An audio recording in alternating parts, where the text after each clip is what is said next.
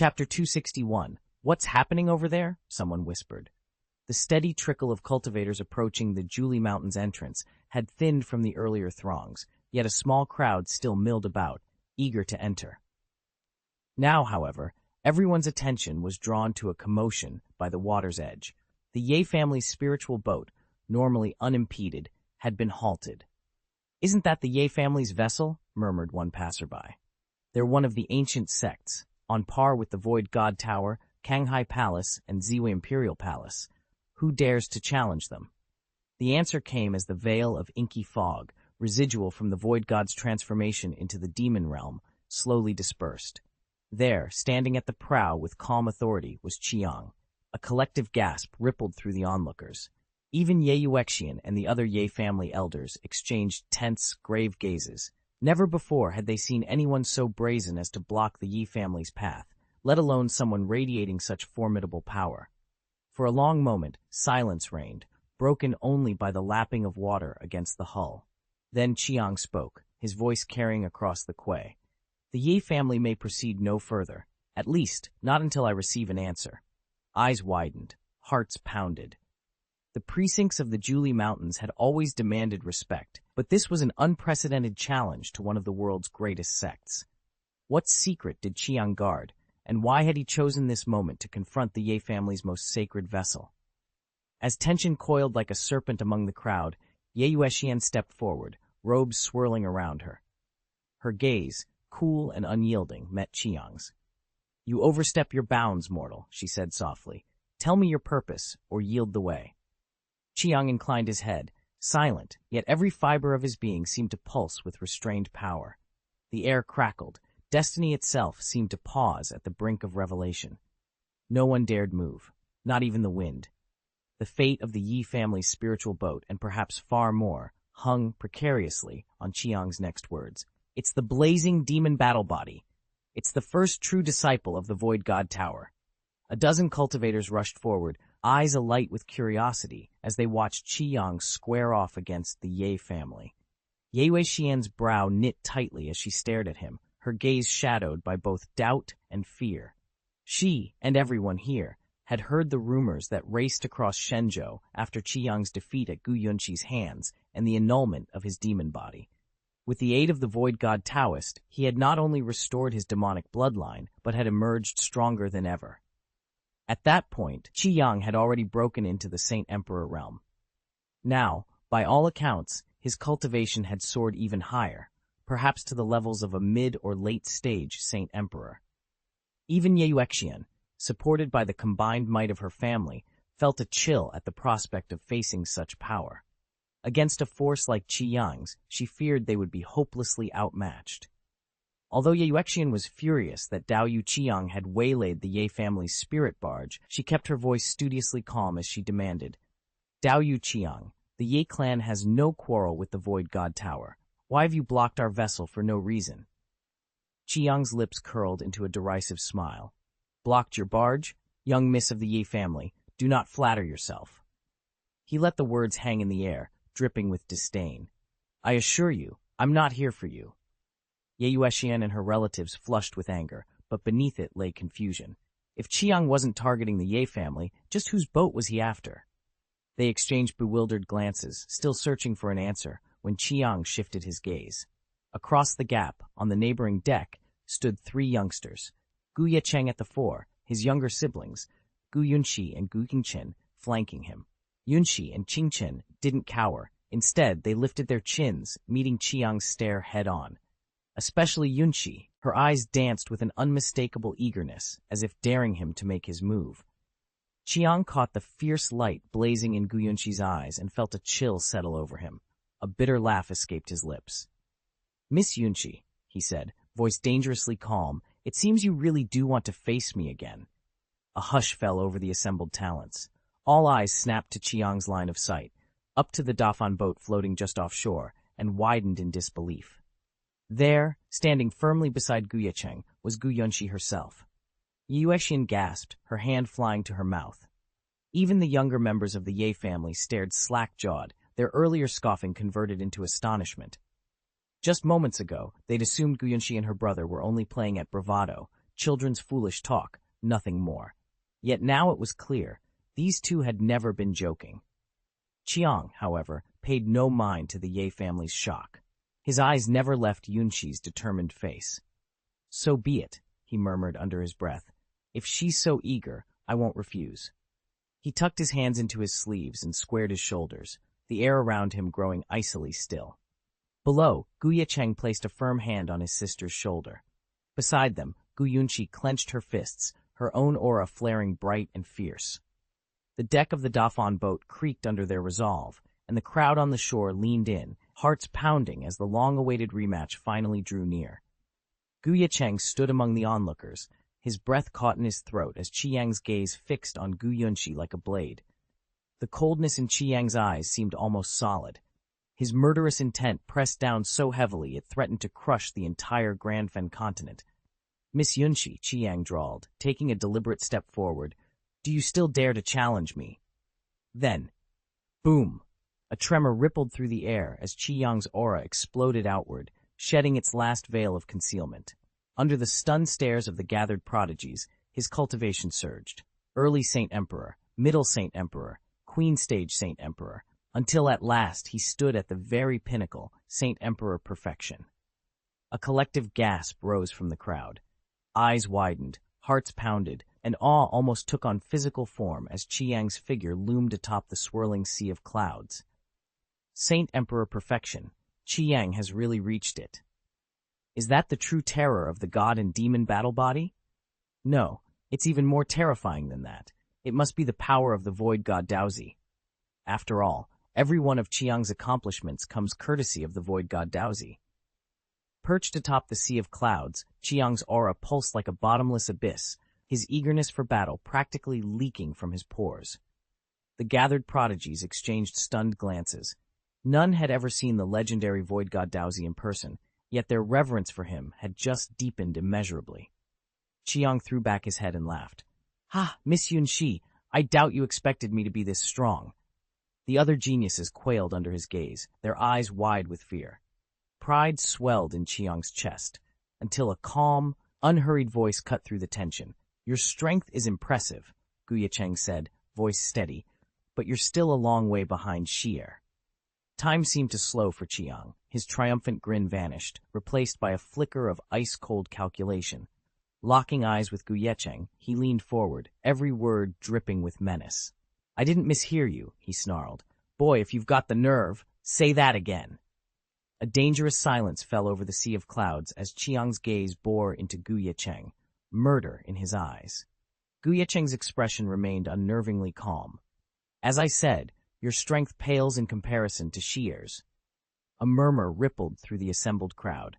Beneath their fine robes and scholarly airs, the cultivators and elders of the various sects stiffened, some exchanges betraying their shock. One of them finally dared to whisper, "Who is this man? Does he seek to die by Provo, King Xier?" Every eye turned back to Ye Cheng as he tucked his hands behind his back and surveyed the room coolly. The truth was already dawning on them.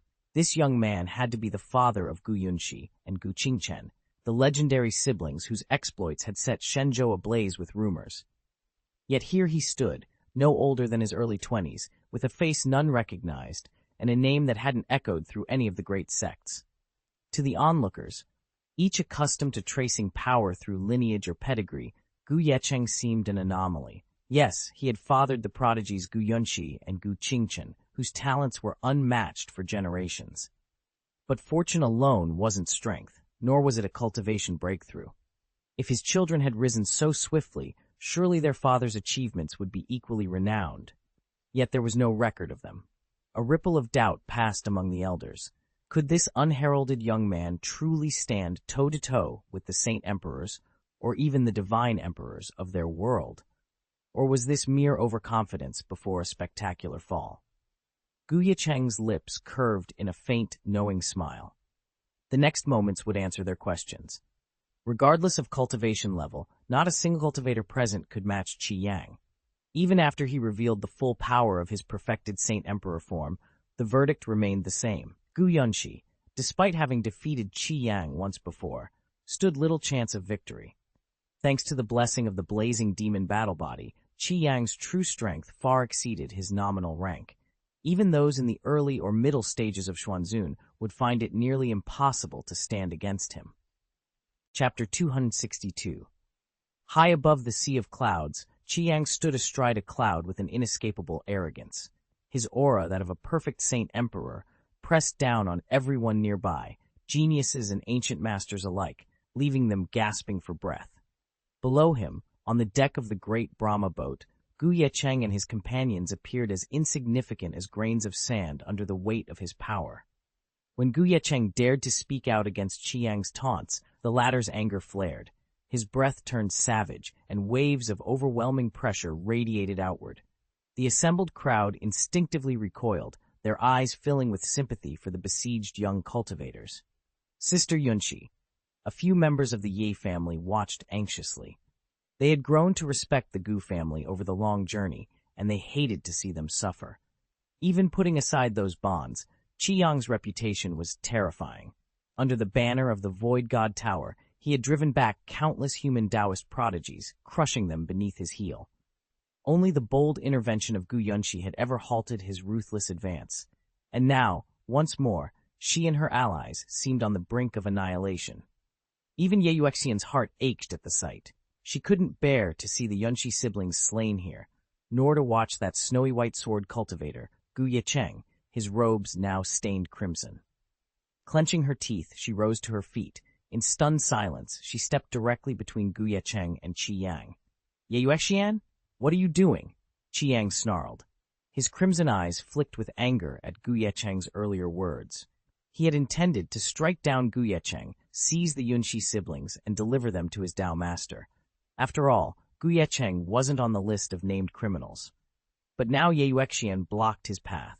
She drew in a steady breath, voice firm. Taoist Xianxia, Taoist Ye Cheng and his companions are guests of my Ye family. If you attack them here, you'll be openly challenging the honor of the Ye clan. Do you truly wish to answer for declaring war on my family? Her gaze was unshakable. Lower your sword this instant. Otherwise, you'll force my hand, and you'll learn what happens when the Shushin Tower provokes the Ye family. Xianxia hesitated, the weight of her challenge heavy in the charged air. At that moment, a dozen or more young disciples of the Ye family sprang into the air, forming a protective line behind Ye Xian. Their gazes were unwavering. Witnessing this, many of the Tianjiaoan masters gathered below couldn't help but draw in a sharp breath. Hope gleamed in their eyes. None of them wished to see Yunxi and his sister struck down here. Yet even their considerable talent paled beside the power of the Shushin Tower. The Ye family stood on an entirely different level. Ye Cheng's eyebrows rose in surprise at Ye Xian's bold intervention, and a warm glow spread through his chest. Yunxi and his sister, those two little ones, could hardly contain themselves. Their fists clenched as excitement and disbelief swelled in their eyes at the sight of their allies arriving. Even Xianxia, upon hearing Ye Xian's declaration, couldn't suppress a frown, but within moments his expression smoothed out and a cool glint returned to his gaze. I refuse to shoulder the blame for this clash between Shushin Tower and the Ye family, Xianxia sneered, voice cold. And Ye Xian, you're no goddess of your clan. You don't speak for the Ye family. His gaze drifted to the young man standing beside her. I have no intention of slaughtering everyone, not today. Once Yunxi and his brother are in our hands, it will be up to the Daozi to decide their fates. As for their father, you'll be relieved to know I plan only to capture him, not kill him. With that, Xianxia let out a thunderous roar that shook the air. In an instant, the world behind him dissolved into a nightmare, a battlefield stained red with blood. More than 100 mortal saints charging headlong into the ranks of gods and demons, fighting desperately for humanity's future. The air courage, however, was in vain. One by one they fell, their bodies heaped like grim memorials. At the center of it all, an ancient saint, armor scorched by demonic flames, was struck down. A hulking demon, wreathed in black fire, lifted the saint's severed head in triumph before the vision shattered as suddenly as it had appeared. Xianxia's aura, already formidable, erupted to unprecedented heights in an instant. Pressure surged outward like a crashing tide, rippling through the sky and stealing the breath of every onlooker. Faces turned pale as everyone recognized the sign. That's the blazing demon-slaying saint image. A collective gasp rose from the crowd. This was the apex vision of the blazing demon battle body, one of the legendary top 10 killing arts in the history of god and demon cultivation. Even the most devastating great spells paled beside its lethal might. He actually mastered such an esoteric technique, murmured one of the cultivators, dread lacing his voice. Despair washed over the gathered geniuses. If Qiang, under the guidance of Taoist Shushen, had achieved this level, then Shushen himself must be a titan among masters. Behind Ye Cheng, the Ye family's young heirs pressed together, their hearts turning cold. Ye Cheng clenched her teeth. Now was the moment to unleash her secret weapon. But in the face of a saint-slaying vision so terrifying, she couldn't be certain even her greatest trump card would hold. Just as she summoned her will to strike, a strong hand landed on her arm. Ye Cheng stepped in front of her, eyes unwavering as he braced to confront the oncoming storm. "Miss Ye, you don't need to move. I'll take it from here." Ye Cheng's voice was calm, but his eyes gleamed with icy determination as he studied the grim tableau before him, a mural depicting the blazing demon's massacre of the ancestral saints. Until now, he had planned to let Yunxi practice the blazing sun technique first, but confronted with this horrific vision of gods and demons slaughtering humankind's forebears, he found himself compelled to act. Fellow Taoist Ye Cheng, leave it all to you? Ye Cheng managed a wry smile. Had he claimed he could summon a senior from their sect, she might have believed him. But to say he would single-handedly undo whatever power held sway here? If he weren't so undeniably handsome in his flowing white robes, she'd have called him arrogant. Then, without warning, Ye Cheng's breath caught in her throat. Through the mist-shrouded clouds, she saw him spring forward. Ye Cheng's figure was as lithe and pure as fresh-fallen snow. In a single bound, he traversed 100 feet of churning fog, appearing directly before the towering form of Qiang. Raising his hand, he flicked his slender fingers, and in that instant, a razor-thin arc of shimmering energy snapped from his fingertips, striking the air with an audible crack.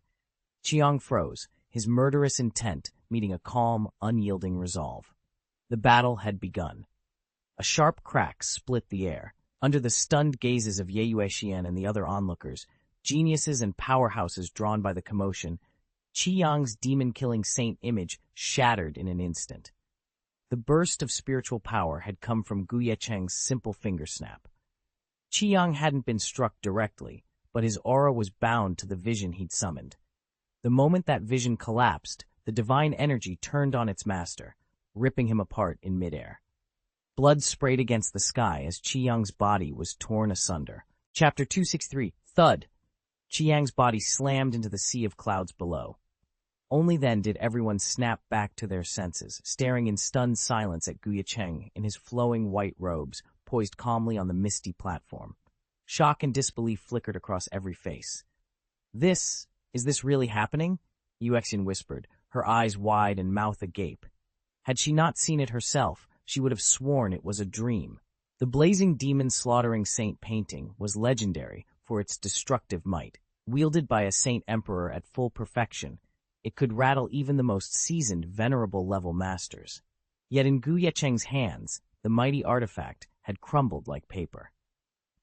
With nothing more than a subtle flick of his finger, he sent forth a thin stream of spiritual energy that obliterated the painting's fearsome god and demon imagery, and sent the overconfident Qiang spitting blood as he was flung backward into the clouds. Ye Cheng's eyes gleamed as the world before him rippled and shifted. One moment, a forest of jade pavilions and ivory towers arched gracefully beneath a blood-red sky, each structure shimmering like a scene from a celestial fairyland. In the next instant, it dissolved into a boundless sea of gore and brimstone, where gods and demons tore at a helpless saint emperor, imprisoning and slaughtering him without mercy. Heaven in a thought, hell in a thought. All of it was but the ever-changing shadow of Ye Cheng's mirage dragon, a single illusion that warped reality in an instant. The assembled prodigies felt their hearts waver, their souls tugged as though Ye Cheng might snatch them away at will. This is only the first illusion of the 3,000 great techniques. Mirage Dragon Technique. Ye Cheng has actually mastered such a devastating skill. A stunned silence fell over the crowd. Even the veteran cultivators, masters who had faced countless trials, found their composure shaken by the raw power on display.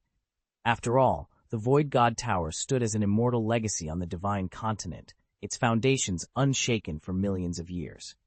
Yet now, before their very eyes, Ye Cheng had conjured a divine illusion that threatened to rend the heavens and drag them into hell itself. Among the 3,000 great supernatural powers, countless legacies lie waiting to be claimed. Yet at the Void God Tower, disciples have always placed their faith in the god-demon battle body. When that body is honed to perfection, its evolved, divine and demonic sight rivals, even surpasses, the might of any great supernatural power. As a result, most tower geniuses pour every ounce of their strength into forging their battle bodies rather than pursuing other legacies. Ye Cheng, however, is an extraordinary exception. Under the stern guidance of the Void God Daozi, his talent has soared to unprecedented heights. Not only did he master the Mirage Dragon great magical power, he went a step further, fusing it seamlessly with his divine and demonic sight. In anyone else's hands, the Mirage Dragon technique might conjure drifting phantoms or a writhing, ethereal serpent. But when Ye Cheng unleashes it, the very air shudders.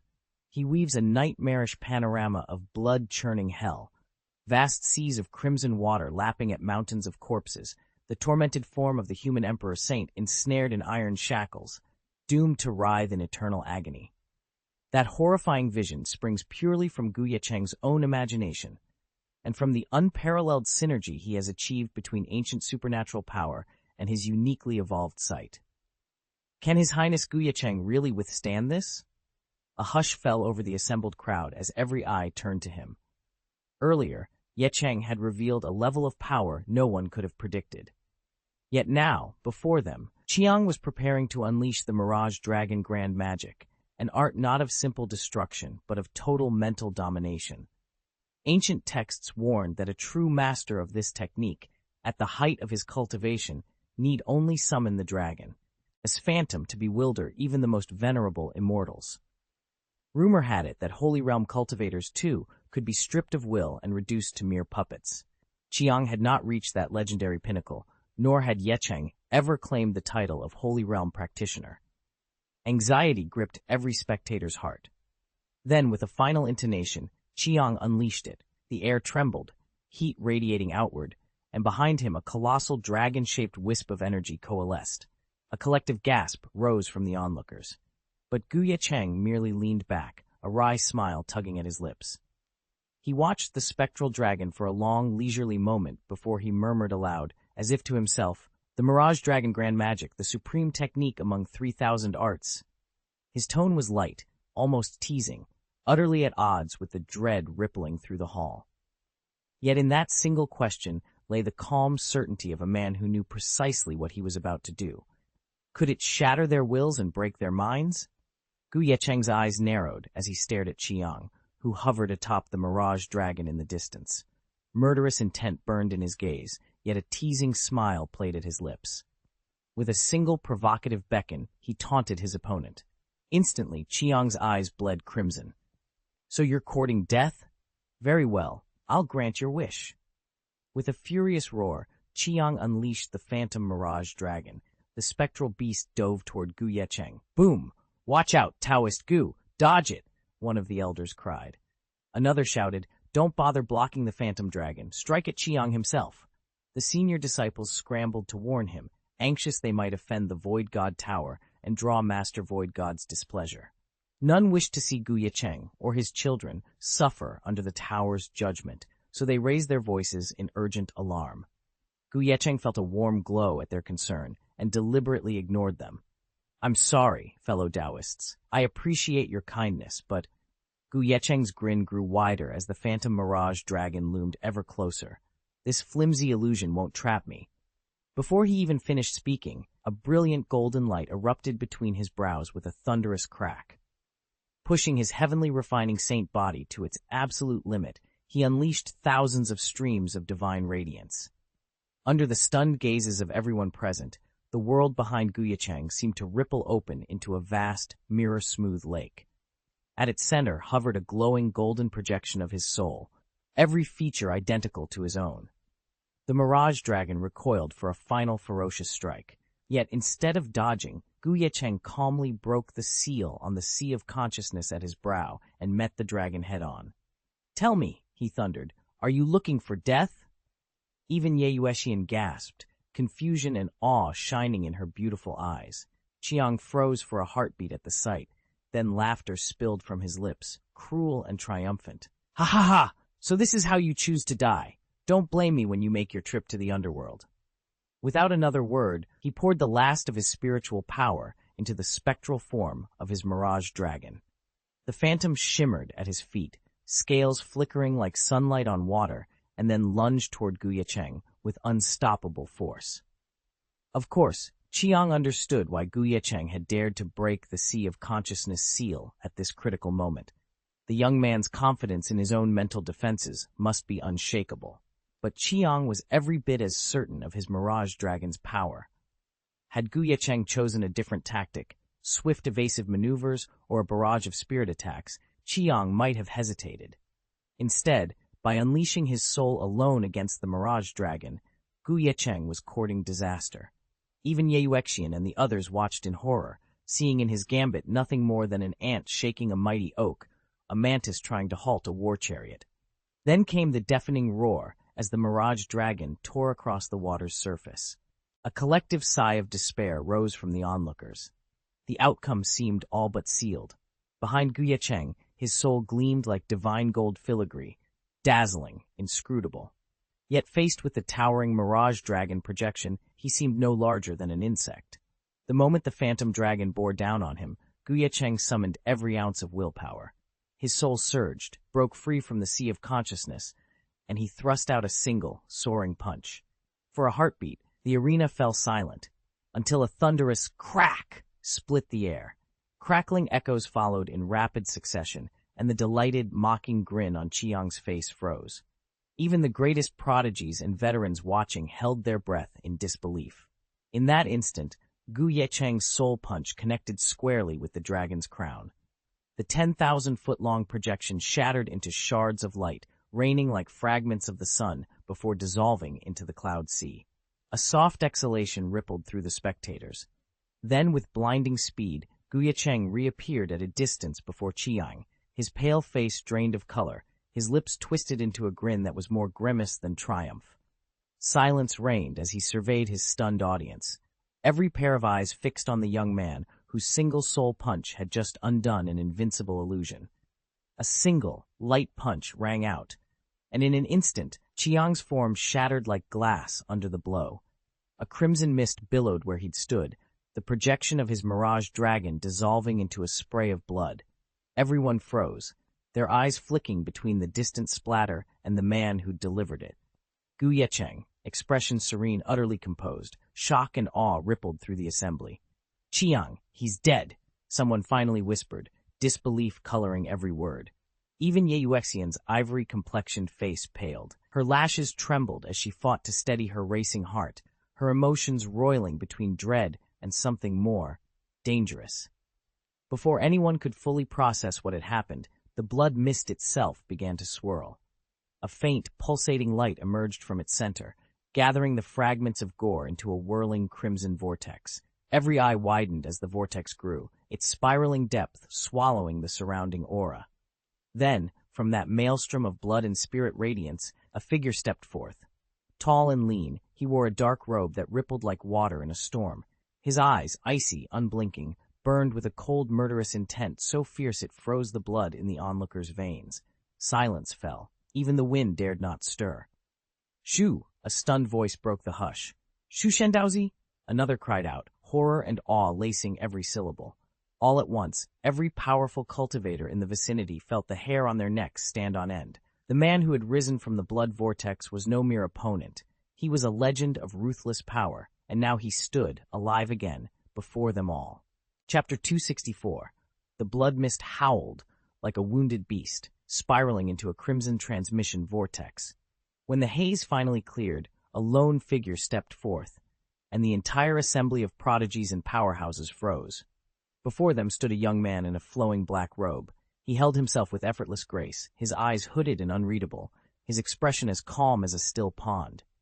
Swirling around him were faint, red, divine lights, tracing the lines of his frame and casting him as a living god of slaughter, an aura so overwhelming that no one dared show the slightest disrespect. "Shushendaozi, he's actually come?" murmured one gifted youth, his voice trembling with awe. Shushendaozi was universally acknowledged as the world's greatest prodigy and the first among his generation to break through to the venerable realm.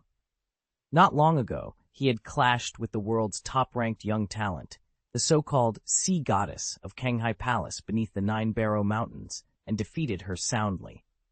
That victory had cemented his reputation as the unrivaled champion of the younger generation. Even many seasoned masters found themselves humbled by the record of Shushendaozi and dared not challenge his supremacy. The feats he's achieved, the records he's set, the power he wields, already outstrip anyone of his age or generation. He's a peerless prodigy whose very presence makes the old masters uneasy. Facing him now is Ye Cheng, and few could claim an equal. Known as the Blazing Sun God General, he ranks second only to Shushendaozi within the famed Shushen Tower. He's bested countless disciple-level champions from the immortal Dao sect, carving out an equally stunning legacy. Under Shushendaozi's personal tutelage, Ye Cheng's god and demon battle body was reforged, and his cultivation soared to new heights. He even mastered the ultimate killing art, the Mirage Dragon Great Divine Power, only to see every technique effortlessly countered by his opponent. While neither combatant has yet fully entered the venerable realm, as Shushendaozi has, the clash of their powers is nothing short of breathtaking. Now, as the two titans face off at a distance, every onlooker, each one a powerhouse in their own right, holds their breath. Not a soul dares blink, for to miss a single moment of this duel would be an unforgivable loss. A hush fell over the assembly as one venerable elder's brow tightened. He leaned in, voice low yet urgent. "Something isn't right. Shushendaozi's aura should have been firmly at the Xuanzun level, so why does it waver, sometimes closer to Saint Emperor?" This elder was himself a Saint Venerable, famed for his razor-sharp perception. Even the faintest ripple in Shushendaozi's power did not escape him, and his observation instantly drew every cultivator's gaze. Shushendaozi inclined his head, calm and composed. "I remain in secluded retreat within the Juli Mountains. This outward form has merely been entrusted to Qiang." At his words, shock rippled through the hall. Seasoned masters exchanged pale looks, and prodigies like Ye Cheng went utterly still. After all, while many geniuses master the art of forging external incarnations, such constructs rarely wield more than 20 to 30% of the original's true combat strength. Yet here stood a projection whose power teetered so precariously between Xuanzun and Saint Emperor. Everyone understood at once that this was no ordinary manifestation, and that the secrets behind it would shake the Taoist world to its core. For a cultivator as prodigious and as depraved as Shushendaozi, the darker his path, the weaker any projected incarnation becomes. Under normal circumstances, a doppelganger can muster only about 10% of the master's true power. Yet the figure standing before them now, judging by its aura and the depth of its cultivation, must possess no less than 50%. No ordinary incarnation technique could produce such strength. "Did you hear?" one spectator murmured. "They say Shushendaozi once mastered the great divine art of spirit transmutation. With that power, he can forge up to 2 spirit bodies, each containing its own sea of consciousness and a fully formed soul. Even if his original body is destroyed, he can still be reborn through these spirit vessels. The great divine art of spirit transmutation, so mysterious, so formidable. It may not rival the legendary Other Shore divine art, famed as the premier life-saving power among the 3,000 arcane techniques, but simply to condense 2 independent spirit bodies is astonishing in its own right. Shushendaozi was already a prodigy. He had awakened the great divine power of spirit transformation. Who, then, could ever hope to check his rise? "I thought it was just rumor," one observer whispered, "but it's all true. Shushendaozi is the luckiest man alive. No one can stand in his path. Mark my words, Shushen Tower will reign over Shenzhou once more." An ancient warrior standing nearby sighed softly. He resolved then and there to return to his clan and urge them to submit. All around, people murmured in awe and trepidation. Yet Shushen Daozi himself remained perfectly composed. To him, such deference was only natural. No one could refuse him, not even the young man standing before him, Ye Cheng. Disregarding the crowd's excited gasps, Shushen Daozi stepped forward. His eyes flicked coldly to the two boys, Yunxi and his older brother, who hovered uncertainly behind Ye Cheng. The faint curve of a smile slipped from his lips, replaced by a chill. "You slew Qi Yang," he said quietly. "That is no small feat. And yet you presume to stand here as Yunxi and his brother's father? Do you understand the gravity of your crime?" His words trailed off, leaving the question and the threat hanging in the silent courtyard. Ye Cheng's form flickered, and he was already on the offensive. "He's actually attacking!" A shocked murmur rippled through the gathered Tianjiao. Their target was none other than Shushen Daozi, universally acknowledged as the premier young prodigy, his cultivation already soaring into Xuanzun territory. Even a mere spirit body at that level could crush any peer, perhaps even outmatch Qiang, and the very presence of the Void God Tower lent him an almost overwhelming aura of dread. Yet Ye Cheng showed not a trace of hesitation. With a flash of his blade, he surged forward to strike at Shushen Daozi's spiritual avatar. For an instant, surprise widened Shushen Daozi's eyes, a rare crack in his legendary composure. The next moment, though, that astonishment erupted into blazing anger and murderous intent. "How dare you? Since you know neither the height of heaven nor the depth of earth," Shushen Daozi thundered, "then this deity shall enlighten you." No sooner had the words fallen than his void god form ignited with boundless spiritual power. In an instant, a crushing pressure, like the weight of mountain and sea, descended upon Ye Cheng. But before that divine force could land, Ye Cheng had already appeared at Shushen's side, moving faster than the eye could track. A collective gasp rose from the onlookers. Astonishment flickered in Shushen Daozi's eyes as he frantically tried to recoil, to create distance, but it was too late. With a single, effortless palm strike, Ye Cheng cut him down. Shushen Daozi, who had poured countless treasures into forging this immortal vessel, collapsed into a mist of blood that dissipated into nothing within heartbeats. Ye Cheng straightened, voice calm. "It was only an incarnation," he said lightly. "Why all the pomp and circumstance?"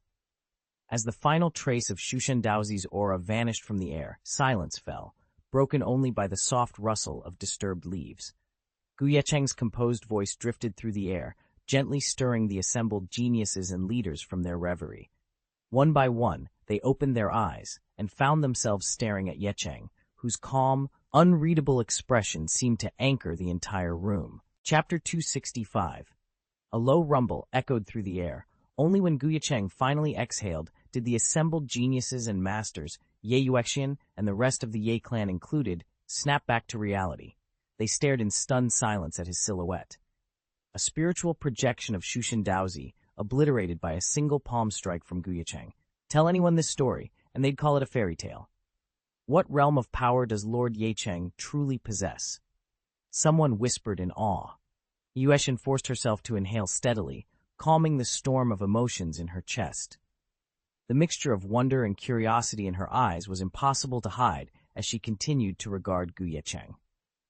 Far away in the Juli Mountains lay a hidden valley, tranquil and deep.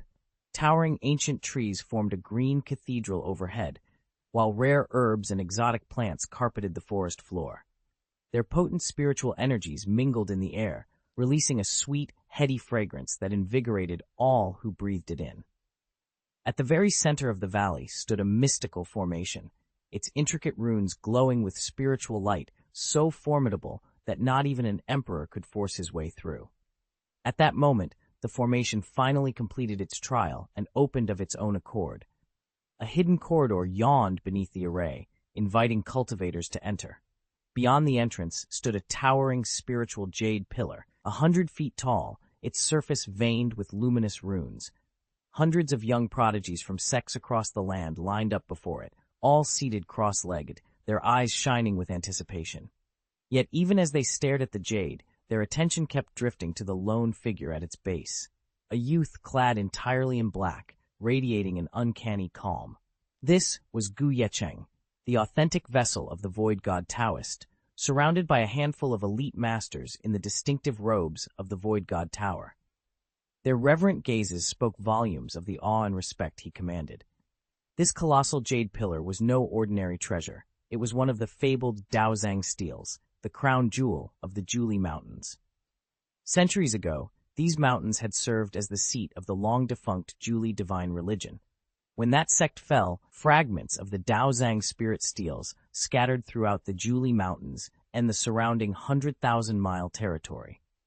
To every cultivator present, this was the most precious opportunity they could hope for, a chance to claim a Daozang steel and ascend to unparalleled heights in their cultivation path. Every Daozang spirit steel in the Juli Mountains bears the sect's most precious legacies, supreme arcane spells, peerless killing techniques, and in rare cases, fragments of the legendary great supernatural powers. The steel they just unearthed didn't contain any of those ultimate inheritances, but it did preserve the Juli divine sect's crown jewel, the teaching of Juli Tiangong. Among all the divine treasures hidden here, Juli Tiangong ranks in the top 3 by sheer value. Unsurprisingly, the protective formation woven around such a heritage artifact was of the highest caliber, and the trial required to unlock its secrets was notoriously brutal. Yet before Master Xu Shen, even this formidable defense collapsed like a sandcastle under a tide. With practiced ease, he dismantled the array and stepped forward to absorb the stell's profound wisdom, an opportunity cultivators spent entire lifetimes chasing. Ye Cheng watched in awe. Master Xu Shen really is in a league of his own. No wonder they call him the greatest genius in all Shenzhou. Absolutely, replied the senior disciple beside him. Even the guardian spirits of this monument have recognized his talent, and now they willingly serve him. A truly rare event, someone murmured under their breath. Every pair of eyes was fixed on Shushen Daozi, who sat serenely before the Taoist Tibetan spirit monument. Their gazes were filled not only with admiration, but also with barely concealed envy. Each monument's guardian spirit had once been a saint of the ancient Juli divine sect, and the Daozang spiritual stele in front of him preserved the sect's lost, unique techniques. Its guardian spirit stood among the top 3 saints of the Juli tradition, a truly formidable existence. Yet, upon witnessing Shushen Daozi's extraordinary potential, the spirit did something unprecedented. It unlocked its formation channel on the spot. Instead of subjecting him to the entire trial, it recognized his talent instantly and allowed him full access to every secret etched on the stele. Even more astonishingly, the guardian spirit then pledged itself to Shushen Daozi's side, offering to become his protector. Those who fell under Shushen Daozi's touch and joined the prodigy's formation could study only a single volume of scripture or martial technique from the Daozang spiritual stele, no more. That limitation was part of the bargain.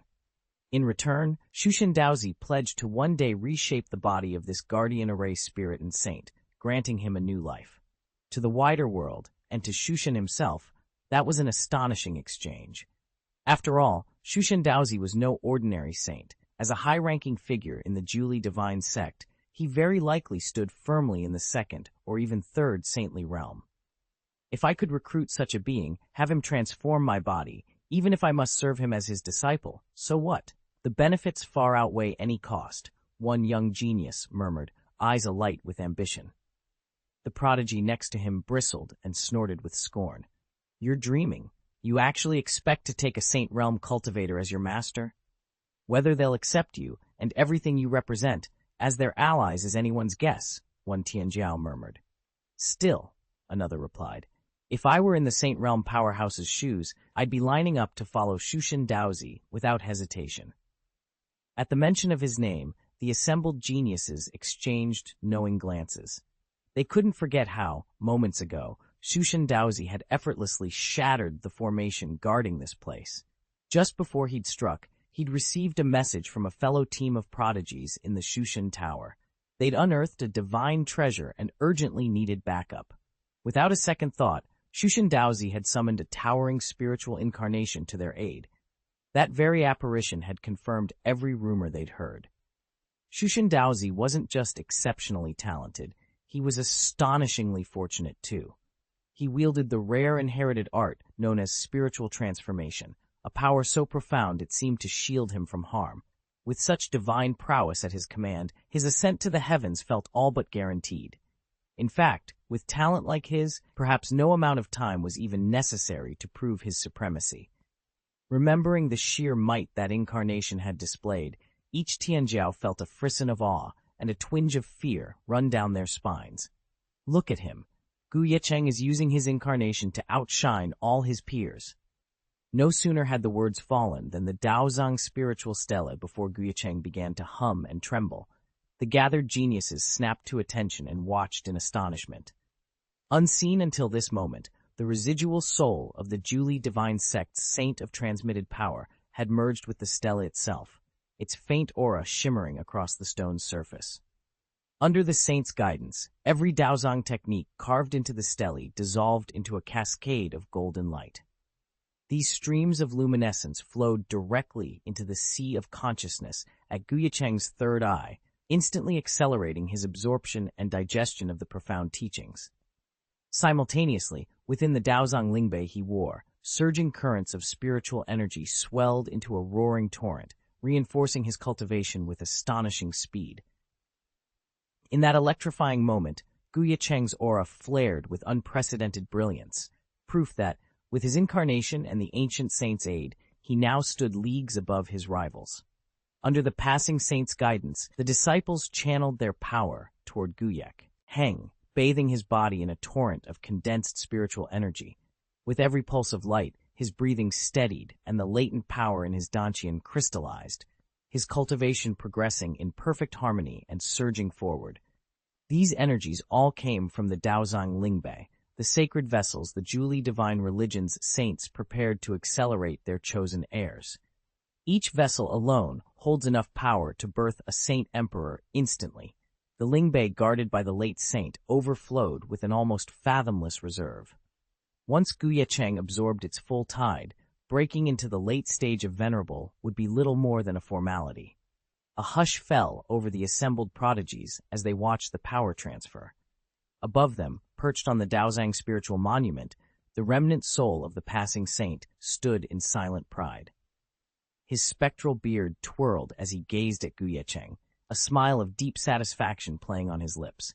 As a saint of his generation, he had never seen talent so pure, and now, through this final act, he bequeathed it his utmost blessing. Shushan Daozi was born within the legendary Shushan Tower, a pure-blooded god-devil who loomed high above the mortal realm, utterly indifferent to humanity's struggles. Renowned throughout the Julie divine sect for his unflinching pursuit of self-interest, he had clashed bitterly with his fellow elders. Yet he cared nothing for their quarrels. In his mind, the only thing that mattered was finding a successor of unparalleled talent.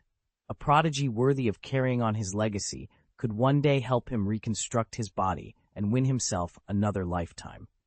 The older saints who had reached the end of their days sighed in resignation. Around them, the younger geniuses trembled in awe and envy as divine light and swirling spiritual energy radiated from Shushan Daozi like a storm. They felt like bottomless pits, endlessly drawing in and refining his vast power, and all the while a crushing helplessness welled up in their chests. After all, each of them had once dreamed of becoming a great saint, of carving out their own name in the heavens. Yet standing before this peerless titan, every ambition and ounce of youthful pride seemed utterly insignificant. Who, they whispered to one another, could ever hope to rival such an existence? Who could possibly challenge him? No, much less defeat him. In light of his current reputation, only a handful of warriors in the entire realm would dare stand against him, and even fewer could prevail. A murmur of awe rippled through the assembled prodigies. Many silently vowed that the moment they left the Julie Mountains, they would seek out Shushan Daozi's service, even as humble subordinates if need be. No sooner had envy settled in their hearts than Shushan Daozi's eyes snapped open. His meditation and the spiritual refinement he'd been conducting came to an abrupt halt.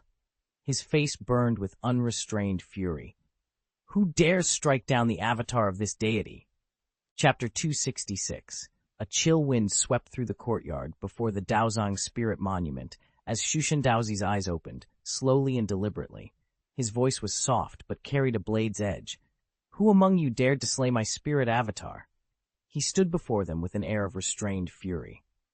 Over decades of arduous cultivation, he had mastered the art of spirit transformation and forged two spirit bodies at tremendous cost, ethereal extensions of his life force that could sacrifice themselves in battle or fuel his own breakthroughs.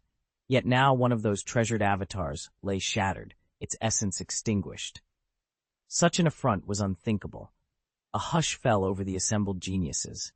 Only moments before, they had whispered in reverent awe of Shushan Daozi's power, how a single spirit body could crush the greatest prodigies of the age. Now they pressed their lips together and bowed their heads, every brow slick with sweat. Not a soul dared meet his gaze, lest a flicker of disrespect betray them and draw down his wrath. From the ranks of cultivators came stifled gasps and the soft shuffle of feet as each man and woman strove to appear humble. In that tense silence, the Daozi's aura seemed to thrum with dormant power, a silent promise of retribution for whoever had dared challenge him. Behind Master Shushen, the prodigies of the Shushan Tower exchanged terrified glances. As disciples of that famed tower, they understood better than anyone the formidable power of their master's spirit form. It wasn't hyperbole to say that one flicker of his projection could crush every one of them in an instant, and even Ye Cheng, the mightiest among them, would be utterly outmatched. And yet here was proof that someone had actually slain it.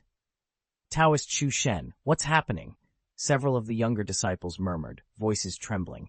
If an unknown adversary could destroy their master's spirit body so easily, what hope did they stand against him?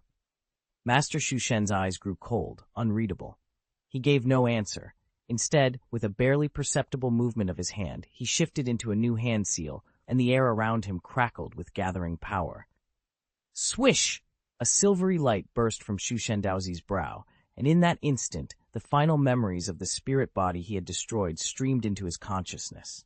Every beat of its dying heart, every fragment of its last thoughts flooded his mind. The truth hit him like a hammer, and his face darkened with fury.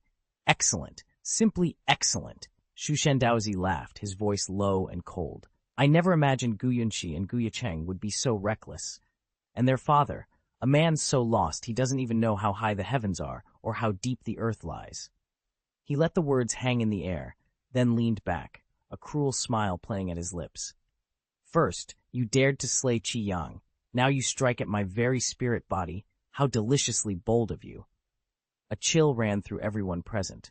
The aura of the void god Daozi was overwhelming, and yet it was the siblings' names that stirred the greater turmoil in their hearts. Gu Yunxi and Ye Cheng, born to parents celebrated across the cultivation world for their genius. Those same parents had built a reputation that now, through their children's actions, seemed both formidable and foolish. As Shushen Daozi's laughter echoed through the hall, all eyes fell on the two young cultivators.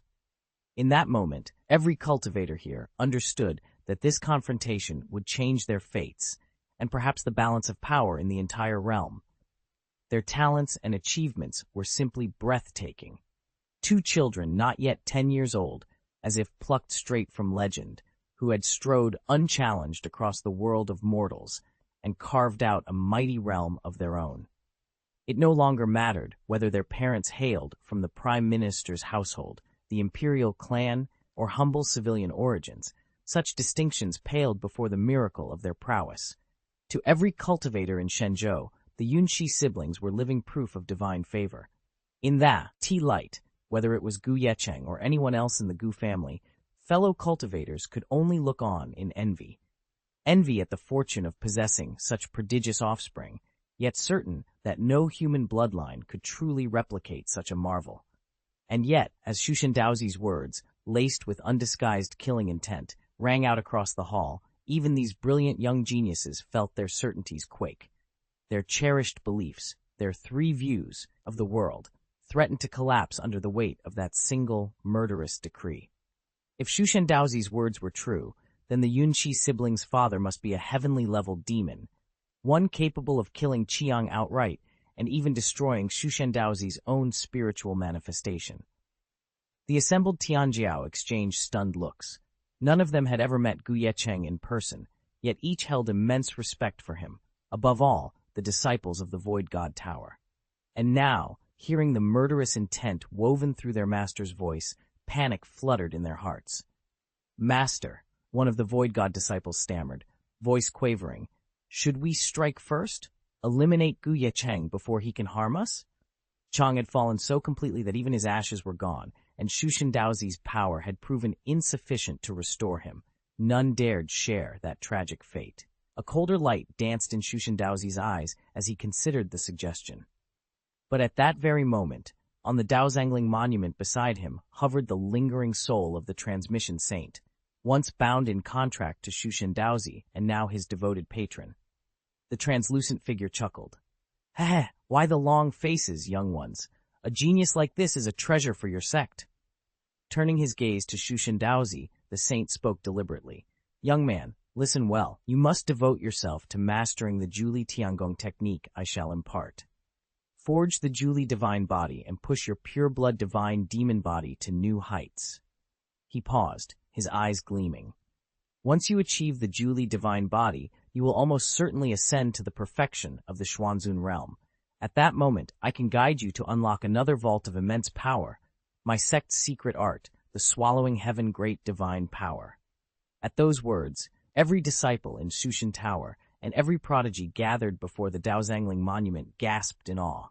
Their eyes burned with excitement and reverence. Even Shushan Daozi himself felt a thrill of inspiration at the prospect of such profound instruction. Swallowing heaven great divine power, Ye Cheng's heart raced. This was no ordinary technique. It ranked among the top 50 of the 3,000 great mystical arts.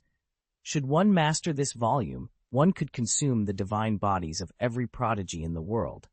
In time, it might even trigger a reverse evolution into the fabled chaos body, the ultimate physique. True, it would only be a synthesized pseudo-chaos body, but even that would far surpass his current pure-blooded divine form. "Senior," Ye Cheng's voice shook as he turned to Shushan Daozi. "You actually know where the swallowing heaven great divine power is hidden?" Shushan Daozi's fingers curled into a fist. He fixed his gaze on the venerable saint, who had just bequeathed him the Taoist spiritual tablet. Inside the Juli Divine Sect's forbidden archives lay 2 of the coveted top 50 volumes, the Swallowing Heaven Great Divine Power, and its counterpart, the Heaven Opening Great Divine Power. The sect also possessed lesser, but still formidable techniques, Mountain Moving, Golden Crow, and others.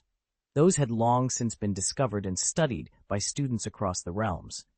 But these 2 supreme arts remained shrouded in mystery, and within their hidden depths lay the key to transcending mortal limits. No one has ever uncovered the hiding places of those 2 legendary powers. Looking at Taoist Shushan, the transmission saint let a triumphant smile spread across his face. "Don't even mention the heaven-swallowing great divine power," he said, voice rich with confidence. "I not only know where it lies, I also know the location of the heaven-opening great divine power." He paused, letting his words sink in before continuing. "Follow my lead. First, we'll claim the heaven-swallowing power. Then we'll seize the heaven-opening power. With both in our grasp, alongside your 9 Li pure-blood god and demon body, every Tianjiao in the realm will be nothing but prey beneath your feet." He swept his gaze across the gathered geniuses. "Those so-called father and son and father and daughter Tianjiao who slaughtered your disciples and beheaded your spiritual form, mere stepping stones on our path to supremacy. What is there to fear?" At his imperious declaration, cold ripples of dread ran through the assembled Tianjiao. Only Taoist Shushan remained unmoved. His eyes flickered like lightning, excitement sparking in his heart. He drew a deep breath, stilled his thoughts, and without another word, slipped into a cross-legged meditation. Under the guidance of the transmission saint, Shushan Daozi plunged into the torrent of spiritual energy, forging the 9 Li divine body granted by the 9 Li heavenly technique. Wave after wave of power surged through him, each pulse refining his flesh and spirit far beyond mortal limits. The gathered prodigies watched in stunned silence, exchanging uneasy glances as they silently mourned the fate of Ye Cheng and his 2 children, his son Yunxi and his daughter. For all their brilliance and heroism, they stood no chance against Shushan Daozi's ascension. According to the transmission saint's prophecy, when Shushan Daozi emerged from this retreat, his cultivation would attain the perfection of a Xuanzun. Coupled with the blessings of the sky-opening and sky-devouring divine powers, he would be utterly unmatched. Even a Tianzun, or some whispered a Saint Venerable, could only hope to force a draw against him. A ripple of dread passed through the onlookers. "With Taoist Master Shushan here," one voice murmured, "the Julie Mountains will be the Gu family's eternal tomb." Chapter 267. The outer reaches of the Julie Mountains stretched into the mist, an endless sea of jagged peaks. Suddenly, a tear in the air shimmered open. Ye Cheng strode through it, with Gu Yunxi and Gu Qingchen at his side, while Ye Xian and the rest of the Ye clan followed close behind. Fresh from the slaughter of Qiang and the annihilation of Shushan Daozi's lingering spirit, Ye Cheng wasted no time. He guided the Yunxi siblings deeper into the mountains. Ye Xian and her family had risked their reputation, defying Qiang's tyranny in defense of justice. Their willingness to stand firm, even at the cost of the Ye name, earned Ye Cheng's profound respect. Grateful for their loyalty, he vowed to protect every member of the Ye clan under his aegis. Within the Julie Mountains, spiritual energy pulsed with unrivaled intensity. No sooner had Ye Cheng crossed the threshold than he felt his cultivation skyrocket. He had broken through into the Saint Venerable realm. Here, the torrent of ambient power far exceeded anything in the outside world.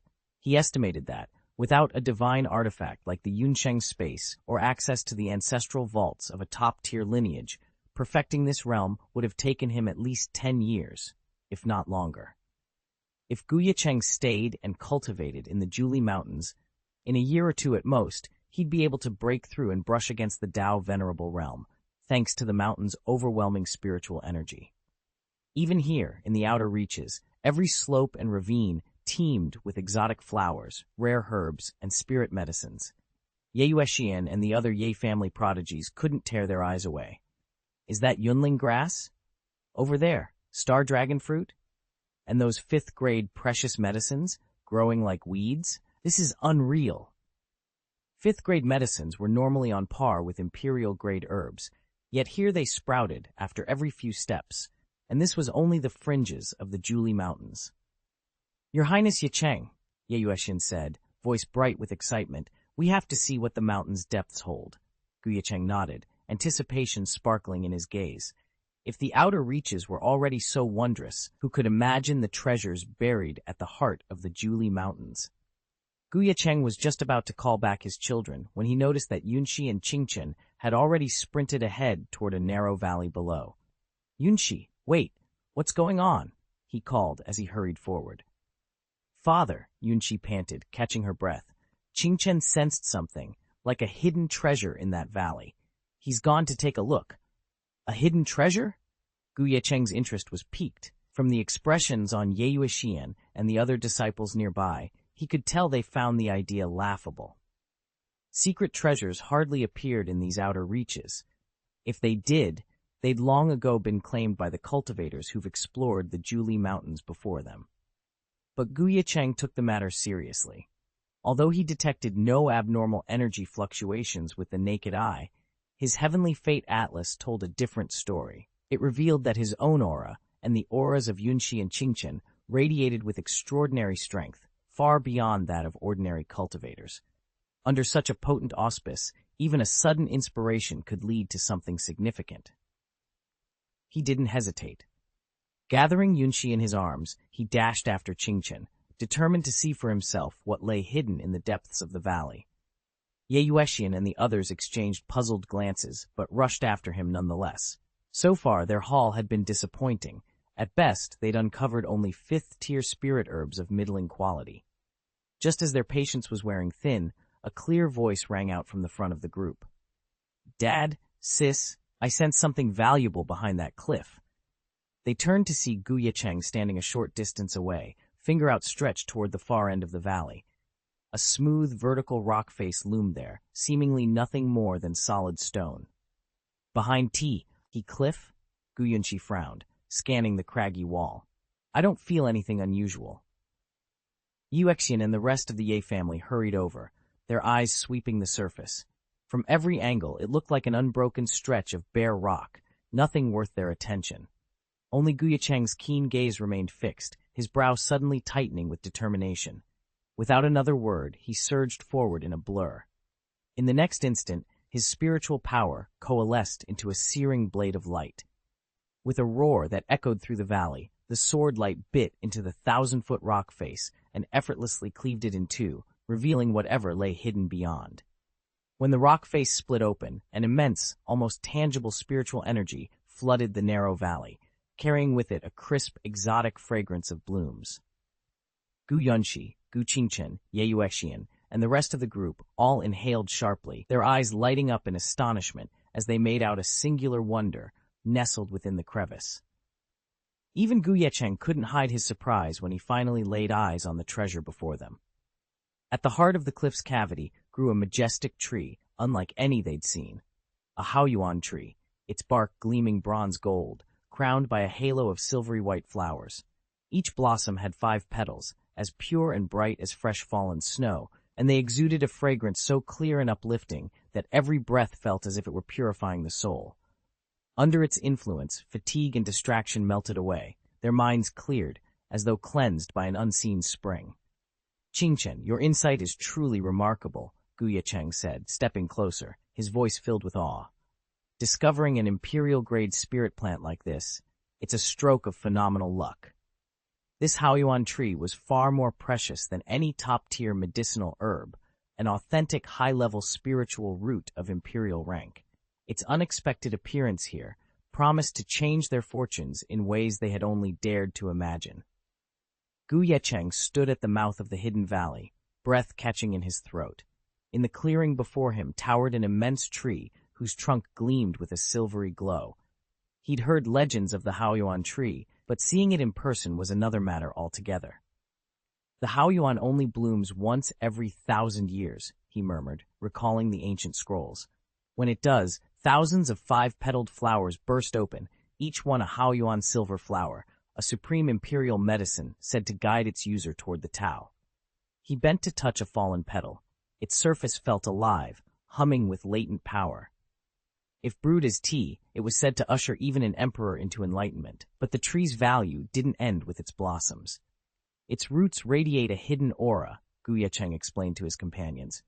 "Plant it in the imperial medicine garden, and you shorten every other medicine's growth cycle by at least a third. Imagine what that would mean for the empire." A hush fell over the group. Had word of the haoyuan tree's location ever leaked, the martial prodigies of the Julie range would have come in droves, their bloodlust as fierce as any hurricane. Yet here the tree stood undisturbed, as though it had chosen to remain concealed from the world. "Such a treasure must be guarded," Lan Xinyu whispered, her eyes narrowing. "There's no way it would go unprotected. They say its roots are watched over by ancient beasts, monsters powerful enough to challenge a formed spirit cultivator," added Ye Cheng. He scanned the forest's edge, every nerve alert. Before anyone could speak again, Ye Cheng stiffened, her hands slamming to the ground. The air around them shivered, as if the valley itself had drawn a breath. "Something's coming," she warned. "Get ready." Within the sacred grove's dappled light, the hunters and seekers drew their weapons, hearts hammering. The haoyuan tree would not surrender its gifts easily, and now, at its roots, they were about to learn just how fiercely it could defend itself. At the far edge of the chasm, a monstrous figure suddenly appeared, a winged demon ape, its hide as black as night and a single horn crackling with lightning between its brows. The instant it emerged, a bone-rattling pressure swept over everyone. "Is that the extreme thunder demon ape?" someone choked out. "It's a true demon lord," another voice added, trembling. Fear flickered across every face, except one. Ye Cheng, who had been leading the expedition in search of the legendary haoyuan tree, fixed his gaze on the demon ape. With a fierce roar, he sprang forward. "Everyone, fall back! Dad, sister, don't move! I'll handle this." Ye Cheng and the rest of the Ye family exchanged worried glances. They knew better than to let one so young face such a fearsome foe, but before they could intervene, Ye Cheng had already reached the creature's side. He raised his hand, channels of spiritual energy shimmering around him. In an instant, that power erupted into a vast inferno of divine flame, engulfing the extreme thunder demon ape in roaring fire. As the blazing light swallowed the beast, the chasm echoed with its final furious screech, then fell silent. Ye Cheng stood undeterred, the flames dissipating around him, revealing a clearing of ash and victory. "Ow-ho!" The extreme thunder demon ape bellowed, its mocking laughter echoing through the ravaged clearing as it eyed the lone youth, Ye Cheng, who dared to leap into its path. That laughter died on its lips the instant Ye Cheng unleashed the Nirvana divine fire. This was no ordinary flame. Born from the Nirvana great divine power, sealed within Ye Cheng's Nirvana emperor body, the protective fire had matured and grown far beyond the realm of normal understanding. Ever since Ye Cheng ascended to the Saint Emperor realm, he had spent countless hours under Gu Changqing's guidance, tempering and refining this very blaze. Now its intensity surpassed that of any imperial weapon the demon ape had ever encountered.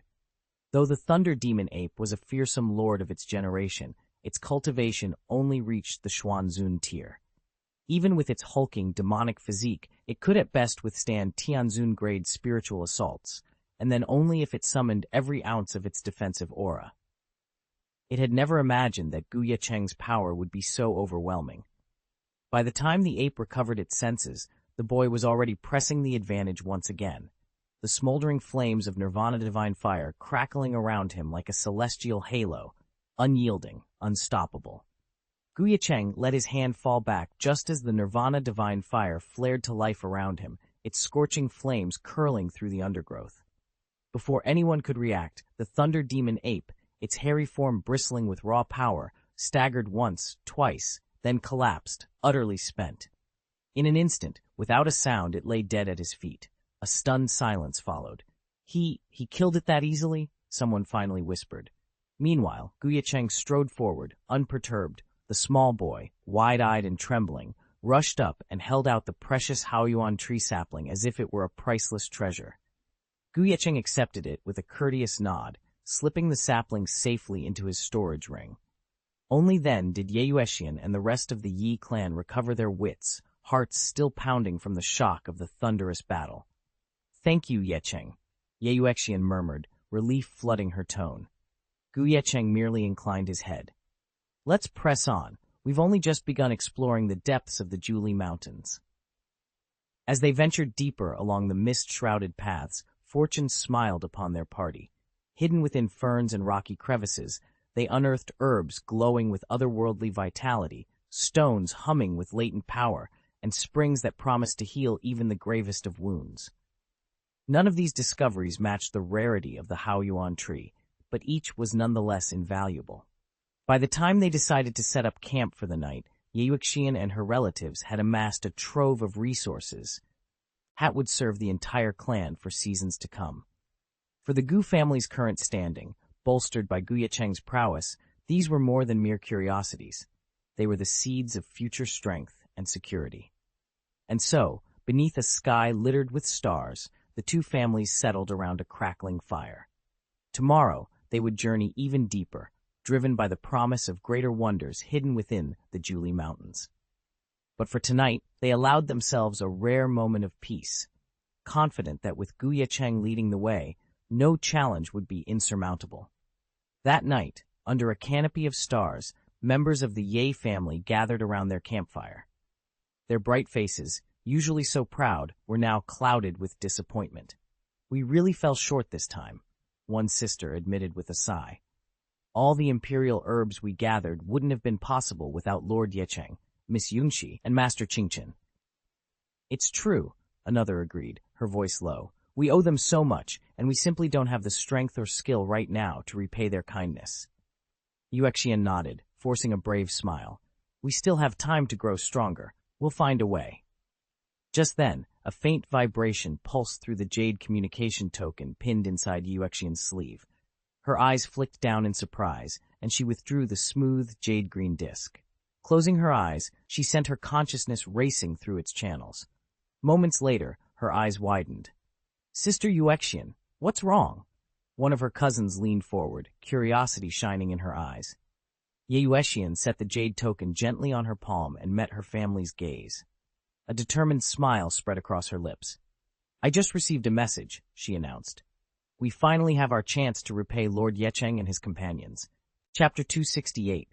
Ye Cheng, the current goddess of the Ye family, has uncovered a Taoist stele that's said to hold the great divine power of creation, and now she's gathering the Ye clan's heirs along with every promising ally she's met to break the formation. As Ye Xian spoke, Ye Cheng's eyes lit up. The great divine power of creation was a rare treasure indeed. Its destructive force ranked it among the top 10 of the 3,000 great divine powers. The only reason it sat so low on the list was the extraordinary difficulty of mastering its killing techniques. But Ye Cheng's chaotic body had already absorbed the great divine power of chaos. How daunting could creation be by comparison? What intrigued him even more was that this creation technique was one of the few sword Dao powers among the 3,000. Ye Cheng, like the others, had chosen the path of the sword, and his passion for the great divine power of creation far outshone any interest he might have had in lesser legacies. Without hesitation, he fell in step behind Ye Xian's lead. Before long, they reached the exact coordinates she had given them. Spread out before their eyes was an endless wasteland, at the heart of which rose a jet-black mountain, its sheer bulk both magnificent and abrupt. Towering over 10,000 feet into the sky, it looked like a colossal ebony blade poised to split the Juli Mountains in two. This was the hidden sword Xuan Mountain, the secret stronghold of sky-cleaving magic discovered by the Ye family goddess. At the mountain's base, elite teams of prodigies had assembled in neat formations. Two figures stood prominently on a raised dais, statuesque and commanding, with their disciples arrayed protectively around them like stars encircling the moon. At the very center stood a young woman of 18 or 19, her gaze as bright as starlight, her slender waist nearly impossible to encircle, and her every movement radiating delicate grace. With each subtle shift of expression, the male prodigies clustered around her seemed unable to tear their eyes away, utterly captivated by her presence. The other young man struck a heroic figure, handsome, poised, and one of the rare male geniuses, completely unmoved by the girl's presence. His sharp eyes never left the golden tiger head spear at his side. Normally his gaze was steady and unwavering, but the moment it fell on that spear, with its crude workmanship, lack of spiritual core, and altogether ordinary appearance, as if carved by a child, his features softened into something almost tender. Both the girl and this young man gave off immensely powerful auras, as though they had already reached the Saint Emperor realm. Ye Xian hurried to introduce them. "Your Highness, this is the Ye family's very own goddess of the age, Ye Cheng, and this young man is Yuan Qing, heir to the ancient Yuan family, longtime allies of the Ye." "Ye Cheng, Yuan Qing," Ye Cheng murmured, nodding to himself. He knew those names well. Even before they'd stepped into the wider world or proven themselves in actual combat, they'd already claimed 15th and 17th places on the new land list. No small feat. After watching them today, Ye Cheng was certain their true power exceeded any ranking. They could easily break into the top 10 of the new land list. As he regarded Ye Cheng and Yuan Qing, the two of them finally noticed his presence and both raised an eyebrow. With their reputations and abilities, almost no one dared to stare at them so boldly. Who was this white-robed youth, and why did he look so self-assured? Ye Cheng and Yuan Qing exchanged puzzled, slightly offended glances, until their eyes fell on the two figures trailing a few paces behind Ye Cheng. Recognition flickered across their faces.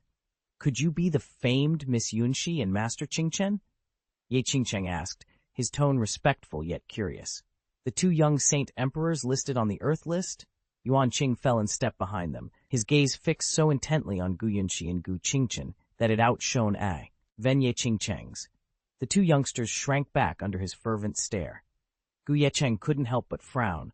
There was something unsettling about the heat in Yuan Qing's eyes. Realizing he'd crossed a line, Yuan Qing hastily bowed his head. "Please forgive me, fellow Taoist. I've long admired Miss Yunxi and Master Qingchen." He paused as if gathering his wits, then turned that same eager look on Ye Cheng. A sudden spark lit his eyes, like a devoted fan beholding his idol. Ye Cheng shifted uncomfortably. The son of the Yuan family? Yuan Qing startled back to his senses and hurried forward. Master Gu, are you the father of Miss Yunxi and Master Qingchen? That's right. And what brings the son of the Yuan family to my doorstep? Yuan Qing's face fell. If you think I'm here to propose marriage between our families, no, Master Gu, it's nothing like that. Ye Cheng arched an eyebrow. If you were planning to arrange a marriage, or any other matter, you'd do well to think twice before speaking. Yuan Qing waved his hands anxiously. Marriage? No, no. Truth be told, I didn't come for Miss Yunxi or Master Qingchen at all. Ye Cheng frowned. Then why are you here? Leaning in conspiratorially, Yuan Qing dropped his voice to a whisper. Master Gu, if you wouldn't mind, I was hoping to pick your brain about parenting. Ye Cheng blinked in surprise. Yuan Qing pressed on, cheeks reddening. I have 2 young ones of my own, and, well, I've heard you're something of an expert. Would you share a bit of your experience? Ye Cheng folded his arms, regarding the earnest man before him. The idea of offering parenting advice was unexpected, but when had he ever shrunk from a new challenge? Very well, he said at last. Let's talk children. Ye Cheng leaned back, watching the 2 little ones chase each other around the courtyard. They're adorable, but I'm really neglecting my cultivation, he admitted with a wry smile. Parenting. Yuan Qing echoed, his tone gentle but insistent. You mean parenting experience? Ye Cheng blinked at him, momentarily taken aback. Then, catching Yuan Qing's eager, pleading expression, he couldn't help but let a small laugh escape. 15 minutes later, as the formal pacts with the ancient Ye and Yuan families were sealed, Ye Cheng finally understood the full story behind Yuan Qing's plea. Yuan Qing, known among the sect as the Divine Son, had spent his life immersed in arcane studies and lofty rituals, but he'd never actually raised children. Hence his desperate admiration for Ye Cheng's famed parenting skills, the very talents that had produced the prodigious Yunxi and Qingchen. Now, on their way to the Cadian Grand Divine Power Protective Formation, Yuan Qing stuck close to Ye Cheng as if he were a younger brother, vulnerable, respectful, and hopeful. He wanted just a handful of tips to take home and properly guide his 2 youthful wards. And Ye Cheng, amused and intrigued, was already contemplating how best to help. Ye Cheng tried his best to refuse, but it was useless. In the end, he could only stand by and let Yuan Qing carry on as he pleased, pretending not to hear the boy's incessant chatter. No matter how annoying Yuan Qing could be, Ye Cheng's divine perception made one thing unmistakably clear. The young scion truly admired him. It's hard to stay upset with someone who's all smiles, and Ye Cheng was no exception. Around them, the core members of the Yuan family escorting Yuan Qing exchanged embarrassed glances. Yuan Hong, Yuan Qing's younger brother and deputy of their expedition, stepped forward, bowing his head. Please forgive him, fellow Taoist. He means no offense. He's just enthusiastic. Ye Cheng patted Yuan Hong's shoulder in a gesture of reassurance. It's fine. You 2 only just met by chance, and he's bound to be overexcited. No harm done. Compared to Ye Cheng's calm forbearance, Yuan Hong felt his own duties weigh heavily on him. He would serve his brother faithfully for life, however trying those duties might be. Under Ye Cheng's kindly gaze, Yuan Hong fought to keep a straight face. Clearing his throat, he stammered, I understand, fellow Taoist. Really? Ye Cheng raised an eyebrow, curiosity flickering in his eyes. Brother Hong, don't get ahead of yourself. Yuan Qing shot his older brother an exasperated look. All right. Yuan Hong forced a wry smile and scratched the back of his head. Although he was technically a few years older than Ye Cheng, he couldn't argue with Yuan Qing's scolding. You know full well, Ye Cheng, that Qing's usually on his best behavior. He trailed off mid-sentence, his face coloring as he recalled Qing's earlier antics. Embarrassed, he fell silent. Fortunately for Yuan Hong, the awkward moment passed quickly. As soon as they entered Black Mountain, wave after wave of guardian puppets and ferocious beasts surged from the shadows to block their advance. Still, the combined might of the Ye and Yuan clans, 2 of the realm's most prestigious ancient lineages, each brimming with prodigies and hidden trump cards, proved more than a match for the mountain's defenses. One by one, the constructs and monsters fell away before their coordinated onslaught. Ye Cheng's own retinue watched closely, but held their peace, making no move until their allies had cleared the path. Together, the three families pressed deeper and deeper into the mountain's labyrinthine tunnels. At last, they emerged into a vast, torch-lit cavern. At its center stood a solitary stone stele, its surface etched with faint glowing characters. A hush fell over the assembled warriors. "This must be it," Yuan Hong murmured, stepping forward. The spirit tablet inscribed with the inheritance of the great divine power of creation. Lantern light flickered across the ancient glyphs as he reached out, reverence and anticipation warring in his eyes. Meanwhile, deep within the remote reaches of the Julie Mountains, Master Shushan Daozi finally rose from his crouch in front of the concealed Taoist spirit tablet. The instant he stood upright, the air crackled with energy. Then, with a resounding crack, the ancient tablet before him disintegrated into ash, its power fully absorbed and refined by the master's will. Standing a few paces behind him, his chosen disciple Ye Cheng watched in awe. He had barely a month under Shushan Daozi's tutelage, yet already he had mastered both the Julie Tiangong technique and the Tiantun great divine power. The master turned, satisfaction gleaming in his eyes. "Well done, Ye Cheng. In just 30 days you have seized two supreme arts. I could not have chosen a finer successor." Shushan Daozi's lips curved into a knowing smile. "Now comes the next trial. The Kaidian great divine power awaits us. Once you possess all 3 volumes, even the greatest geniuses across the realms will be no more than stepping stones beneath your feet." He gestured along a narrow mountain pass. "Follow me. I've discovered a hidden route that will carry us to Xuanshan Mountain, home of the legendary sword, in no more than 5 days." With that, the two of them set off, their destinies entwined by the power they sought to conquer. Deep within the Kangjin Xuanshan Mountains stood a Taoist spiritual stele over 100 feet tall. Encircling its base, an exquisitely ancient formation pulsed with arcane power, its intertwining lines constantly reshaping into magical sigils. At one moment, the pattern coalesced into a spectral azure dragon. The next, it flared into a blazing vermilion phoenix. With every transformation, a deep, rhythmic throbbing radiated outward, tinting the sky and pressing down on all who watched with an overwhelming sense of awe and oppression. Yet amid the shock, Ye Cheng, Yuan Qing, and Ye Cheng each felt their eyes ignite with recognition. Saint-level formation, dragon and phoenix hidden in the heavens, Ye Cheng murmured, his voice barely more than a whisper. Ye Cheng's body, infused with the boundless power of Chaos, afforded him a profound insight into mystical arrays. Even at a glance, he knew this was no ordinary talisman. It was a high-grade saint-level formation. Such constructs were so rare that even at its zenith, the Julie divine religion could boast of having erected only a handful. This revelation sent a thrill through him. They were standing before something truly extraordinary. The barrier protecting the Taoist spiritual monument before them gleamed with an ethereal light. Anyone could see how precious the relic inside must be.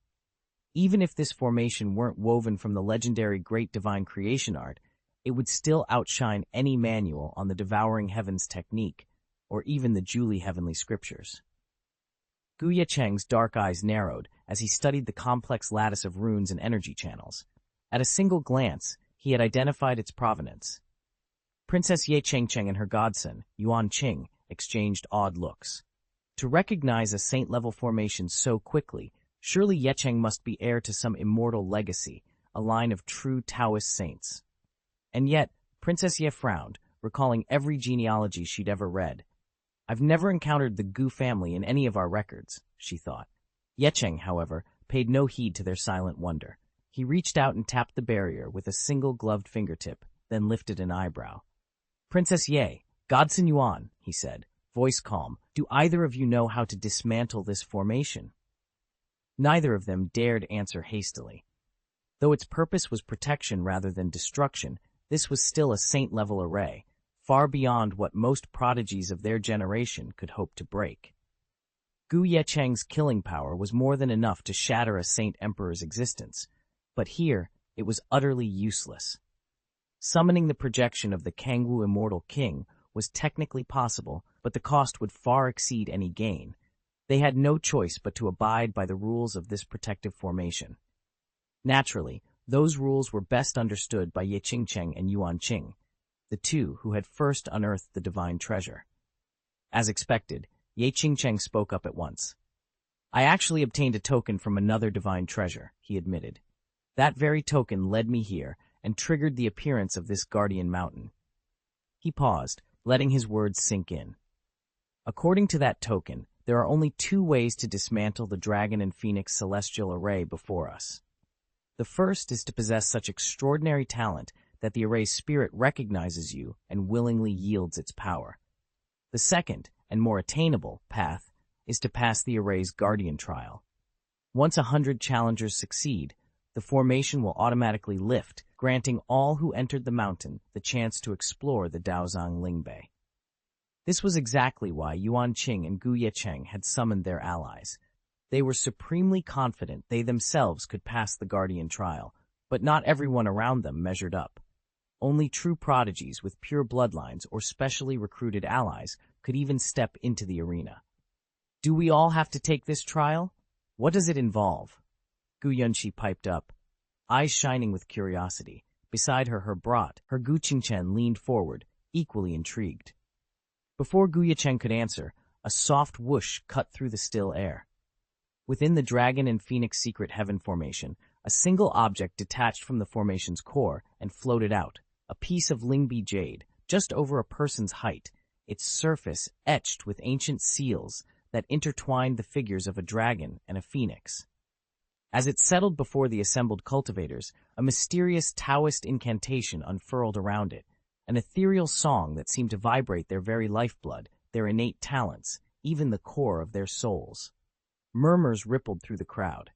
Every prodigy felt that uncanny resonance, as if the jade itself were testing each of them. Gu Yecheng stepped forward, his voice calm yet filled with conviction. This jade is the first trial. Whoever can unlock its secret, prove their worth, and command its resonance will move on to the next step. All eyes fixed on the floating Lingbi. The real trial had just begun. Ye Cheng's soft voice cut through the murmurs, bringing everyone back to attention. The Lingbi before them pulsed with ever brighter light.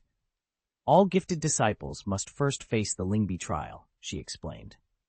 If your talent is so profound that the formation's guardian spirit, actually the residual soul of a saint from the ancient Juli divine religion, recognizes you, the bridge will rise and grant you passage automatically. If not, you must battle the guardian puppet left behind to defend the formation. Only by defeating it will you qualify. She paused, letting her words sink in. The puppet's power scales to match each challenger, but it will never exceed the Xuanzun realm. Gu Yecheng listened carefully and then nodded, indicating he understood. Gu Yunqi and Gu Qingchen exchanged curious looks before Yunqi spoke up in a small, puzzled voice. But sister, she said, didn't you tell us that if the guardian spirit accepts someone's talent, the formation unlocks itself and there's no need for a fight? Ye Cheng smiled indulgently at the innocent question, preparing to clarify the final detail. Gu Yecheng couldn't help but laugh. Kid, the formation spirits guarding this array were all crafted by the saints of the Juli divine religion ages ago, and the saint assigned to protect the Kaitian de Shentong inheritance is no ordinary spirit. He waved a hand dismissively. Trust me, it's not so easy to win his favor.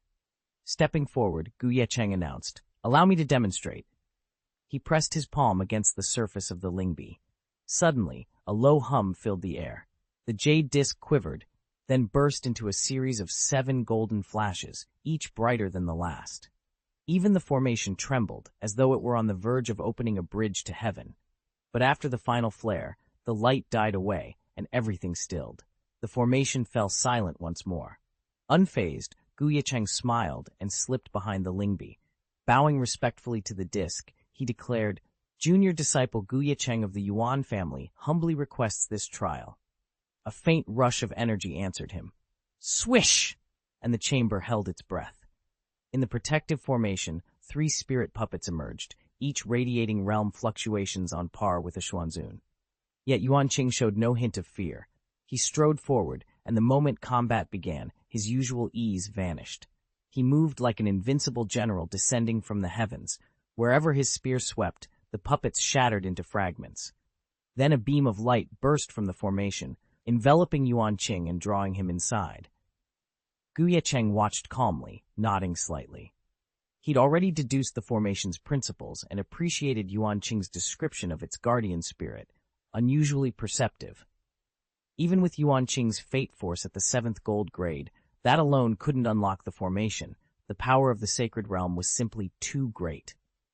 Ye Cheng stroked his chin as his gaze drifted to Ye Cheng, who had followed Yuan Qing into the heart of the Lin Jibai. A spark of anticipation glinted in his eyes. Ye Cheng's eyes narrowed as he studied the shining figure before him. This Ye goddess, maybe she can pull it off. On the display next to her name, the system revealed her fate. Ye Cheng. Fate, world-destroying war body. Red 1st grade. Red 1st grade. Fate, world-destroying war body. A power tier on par with Cheng's own Nirvana Emperor body. If even Yuan Qingjin, wielding only a 7th grade fate, had already shaken the formation to its core and summoned the brink of the divine bridge, then surely this red grade fate could deliver the knockout blow, right? But as Ye Cheng leaned in, more text scrolled into view. World-destroying warbody, a peerless human warbody destined to manifest in the Dharma-ending age. It channels the colossal power of world destruction, brushing close to the great Tao of destruction itself. Possessing unrivaled combat prowess and extraordinary talent, it nevertheless carries inherent restrictions when the great Tao finally emerges. Ye Cheng's heart skipped, a fate so potent it threatened the very framework of reality, yet shackled by unknown caveats once ultimate destruction arose. He weighed the odds. This was exactly the trump card they needed to tear through the formation. But if those hidden restrictions triggered at the worst moment, could Ye Cheng maintain control, or would she be consumed by the power she wielded? Time was short. Yuan Qingjin's assault had already destabilized half the formation. Every second of hesitation risked losing their only opening. Steeling himself, Ye Cheng drew a slow breath. He reached out, fingertips brushing the interface. "Cheng," he said softly, "you're up. Let's see just how far your fate can carry us." At his command, Ye Cheng closed her eyes. A crimson aura flared around her, as though urging the very air to yield to her will. The battlefield quieted, on the cusp of an abyssal roar, and then, with a single, earth-shaking step forward, she unleashed the might of the world-destroying war body. When the great Tao manifested here, the power of the destructive Tao no longer dominated. Its fierce edge had been blunted, reduced now to little more than the strength of a top-tier 9th-grade gold fate. "Huh? There's actually such an effect?" Ye Cheng murmured, frowning as he watched. Before him, the Ye family's prodigy, Ye Cheng, often called the Goddess of Ye, strode confidently up to the Lingbi formation. She raised her hand, channeling her spirit qi into the array. Instantly, a blazing golden light shot into the sky, pulsing 9 times in rapid succession. The runes on the formation trembled, and for a heartbeat it seemed as if the glow would shift into a deep, crimson brilliance. But the change never fully came. The light stuttered, then faded away. Ye Cheng's eyes flickered with disappointment, though she quickly composed herself. With a courteous nod, she stepped forward and challenged the heavenly grade war puppet. It was over almost before it began. 3 attacks later, the puppet lay in ruins, and 10 pure streams of divine light arced overhead in celebration of her victory. She brushed a stray lock of hair from her face and sighed softly. The world-destroying war body is still stifled by this era's flourishing qi. Such a pity. Watching her with quiet sympathy, Ye Cheng realized that even the finest talent could be tempered by the currents of the age. After Ye Cheng and Yuan Qing failed, the other Tianjiao, once eager to prove their own hidden potential before the Guardian Array's spirit, had lost all fighting spirit. They lined up dutifully behind Ye Cheng's group, waiting for his family to dismantle the puppets so they could step up to the trial themselves and lend a hand. In truth, they were just making up the numbers. Ye Cheng surveyed the listless faces and couldn't help smiling. He was about to signal the junior disciples forward when, to everyone's surprise, Gu Qingchen bolted ahead of the line. "Let me try," he shouted, cheeks flushed with excitement. "Maybe I can succeed." Chapter 270, Ye Cheng's calm confidence hung in the air. The other prodigies, Ye Cheng, Yuan Qing, and the rest, couldn't help but exchange amused looks, though they stayed silent. After all, given the exploits of Ye Cheng and his sister Gu Yunxi, who wouldn't let him talk big? He just might succeed. one of them whispered, half in jest, half in genuine curiosity. Eager to see the outcome, each of the onlookers placed a hand on the Lingbi jade before them, waiting for its verdict. 1 second ticked by, 2, 3, yet the jade remained perfectly still, its protective array unbroken. A ripple of confusion passed through the gathered geniuses. What's taking so long? Surely Master Ye Cheng's talent wouldn't be so underwhelming as to fail the jade's evaluation outright. Their murmurs grew when, without warning, the jade in Gu Ye Cheng's hand shivered violently, far more intensely than before. Buzz! Radiant beams of light suddenly burst from within the protective formation, arcing upward and converging into a luminous bridge of divine energy. In an instant, it spanned the distance from the array and settled at Gu Ye Cheng's feet, bathing him in a golden glow. A hush fell over the chamber.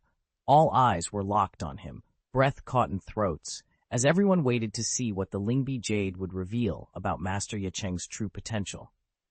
The moment the formation's barrier collapsed, its portal swung wide, allowing Gu Ye Cheng and the geniuses who stood behind him to step through. "The divine bridge of guidance has appeared," someone cried out. As expected of Master Ye Cheng, the assembled prodigies echoed in awe. No sooner had the glowing arc of light materialized than Ye Cheng and Yuanqing were swept out of the chamber by its power. They blinked in surprise, their gazes immediately locking onto Gu Ye Cheng. Ye Cheng shot a grateful smile at his cousin, Yuexian. "Sister Yuexian's contribution this time was extraordinary," he murmured. "Once we return to the clan, I'll see to it that she's properly rewarded." Nearby, Gu Yunxi, still brimming with excitement, could barely remain still. "Daddy, may I try it too?" He jumped up to tug at Ye Cheng's sleeve, bright eyes full of hope. Gu Ye Cheng laughed softly and ruffled his son's hair. "All right. There's only one bridge of guidance available right now. Let's see how many souls you can bring across." Hearing his father's approval, Gu Yunxi's face lit up. He raced forward, placed his little hand on the polished spirit stone, known as the Lingbi, and prepared to guide his first spirit onto the bridge. The assembled Tianjiao, still reeling from the shock of Gu Ye Cheng's earlier display, now turned their attention to Gu Yunxi, curiosity shining in their eyes. Gu Ye Cheng pressed his lips together and muttered under his breath, "Could she really open another guidance bridge?" Beside him, Yuanqing's eyes grew even wider, uncertainty creeping into his voice. "I've never read of anyone in all the ancient records who ever triggered more than one guidance bridge. In any great generation, only a handful of prodigies could awaken a single guidance bridge, and each additional bridge demanded a level of talent and comprehension more than double that of the last. The very idea seemed impossible. Suddenly, the protective formation shuddered with a thunderous roar, like a tsunami crashing across Kangjin Xuanshan. A majestic pressure built at its heart, and before the stunned cultivators, 5 shimmering guidance bridges materialized in midair. Radiant arcs of energy descended in unison, each crackling with power, and settled gracefully at Gu Yunxi's feet. The field fell deathly silent, every pair of eyes locked on the unprecedented sight. 5 guidance bridges. A collective gasp rippled through the hall as 5 luminous rainbows of guidance descended from the sky. Ye Cheng and Yuanqing stood frozen, jaws agape. They had always believed that unlocking a single extra bridge beyond the norm was an almost mythical feat. Yet here, Gu Yunxi had manifested 5 at on. See, if word of this spreads throughout Shenzhou, no one will believe it. Ye Cheng murmured. Yuanqing, standing beside him, could only swallow hard, his eyes flicking toward Gu Yecheng a short distance away. Not long ago, Ye Cheng had admitted he had no parenting insights to share. Yuanqing had written it off as modesty, a caution against casually passing on cultivation laws. But now, witnessing Gu Yunxi's prodigious talent and feeling the glow of 6 guidance bridges illuminating the chamber, Yuanqing finally understood. Some gifts simply couldn't be cultivated by ordinary instruction. "Brother Ye Cheng," he whispered hoarsely, "you were telling the truth all along." "How could anyone prepare for children like these?" Yuanqing forced a bitter laugh. For a long, stunned moment, the entire assembly stood silently under the cascading light, unable to look away. Deep within the protective formation, a sudden hum echoed through the air. In an instant, a pillar of divine light shot upward and resolved itself into the kindly face of an old man in flowing gray robes. His gentle eyes fell on Gu Yunxi and Gu Ye Cheng, and raw astonishment lit up his features. I never dreamed that, after all this time, Shenzhou would produce such peerless geniuses. 2 in 1 go, he murmured with a soft sigh. Still dazed by his appearance, Gu Yunxi and Gu Ye Cheng knelt and bowed deeply. They raised their heads in unison, voices measured and respectful. "Pardon us, senior, but could you be the God Lord Julie?"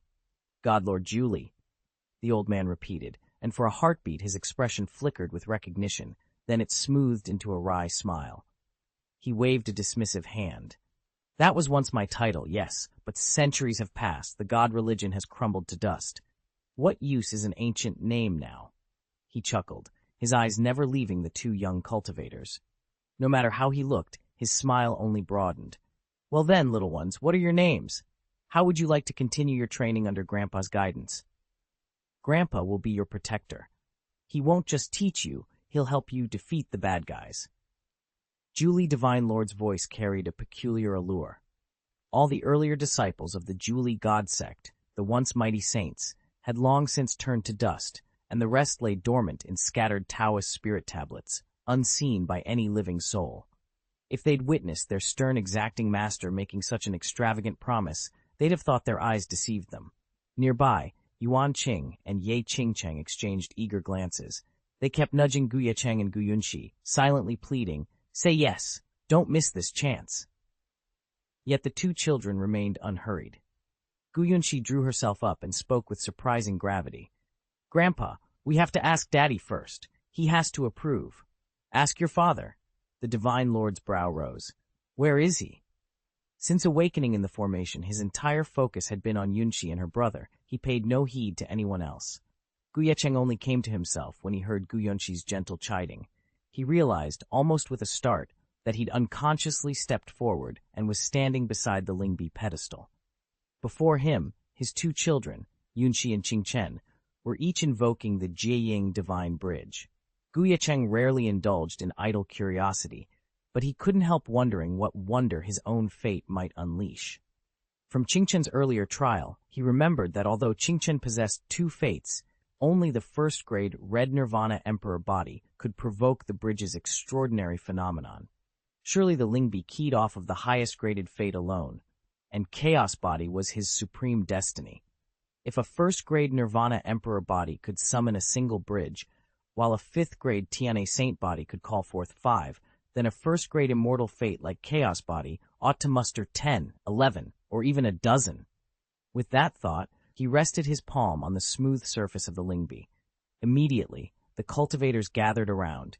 Ye Cheng and Jing, even the Julie God Lord, leaned forward, their expressions alight with anticipation. A ripple of excitement ran through the crowd, and someone beside Yunxi pointed toward Gu Ye Cheng and whispered, "Is that your father? He must have been exceptionally gifted to sire someone like you. No wonder he drew the favor of a guiding god." Lord Julie shook his head, the rest of his sentence catching in his throat. All attention turned to Gu Ye Cheng as his palm came down onto the spirit jade. Crack!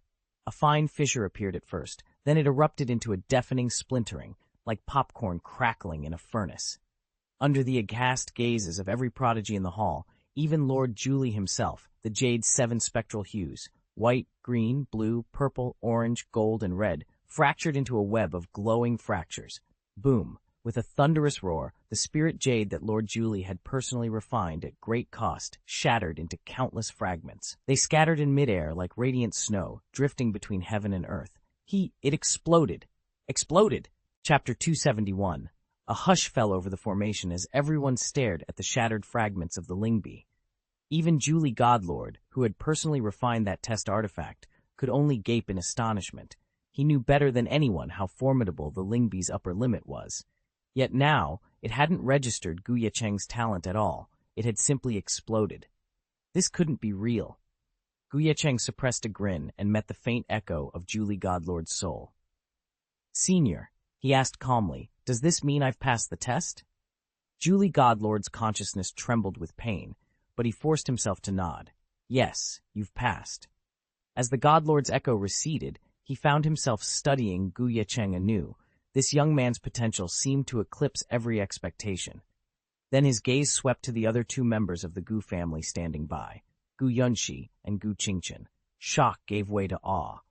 All three were peerless talents in the cultivation world. Julie Godlord realized, with both regret and wonder, that after all those years of slumber alongside the Daozang Lingbi, he had sought only to find an outlier. Yet here stood not one prodigy, but three. Ye Cheng awoke in this future era with a single, fervent hope, to find a prodigious master who could guide his cultivation, reshape his body, and grant him a new life. Before him now stood three such geniuses, any one of whom might hold the key to his rebirth. Yet this was no moment for rushed decisions. The Julie Godlord, fully aware that Ye Cheng and his companions had journeyed thousands of miles for this purpose, lifted his hand and dispelled the restraining formation. He led them silently into the deepest recesses of Mount Kangjianshuan, where the Daozang Lingbei, repository of the legendary, great divine power of opening the sky, lay concealed. As they neared the Taoist spiritual stele, a forbidding light materialized 100 paces ahead, barring their advance. The luminous aura coalesced into a ghostly projection of the stele itself, hovering in midair. No one could touch it. Instead, its shifting symbols and diagrams beckoned their minds. Each person could only glean as much as their own understanding permitted. At most, the inheritance contained in one complete volume of the stele's unique skills. Despite a flicker of hope, mastering the sky-opening great art remained exceedingly unlikely. Only Ye Cheng, Gu Qingchen, and Gu Yunxi possessed the rare gift to pierce the forbidden radiance and commune directly with the Taoist spirit tablet. Should they succeed, they could commit every unique incantation and technique within to memory, practice them at will, and even pass them down, transforming the tablet's secrets into the Gu family's private hoard of Taoist lore. Standing before the tablet's pale, shifting glow, Ye Cheng met the eyes of his fellow scions. Their calm confidence was contagious. Even Ye Cheng and Yuan Qing, the demigod heirs who had trained side by side with them, couldn't hide a flash of envy. Still, they respected the Gu siblings' talent too deeply to begrudge them this moment. Without a word, Ye Cheng and Yuan Qing settled into cross-legged meditation.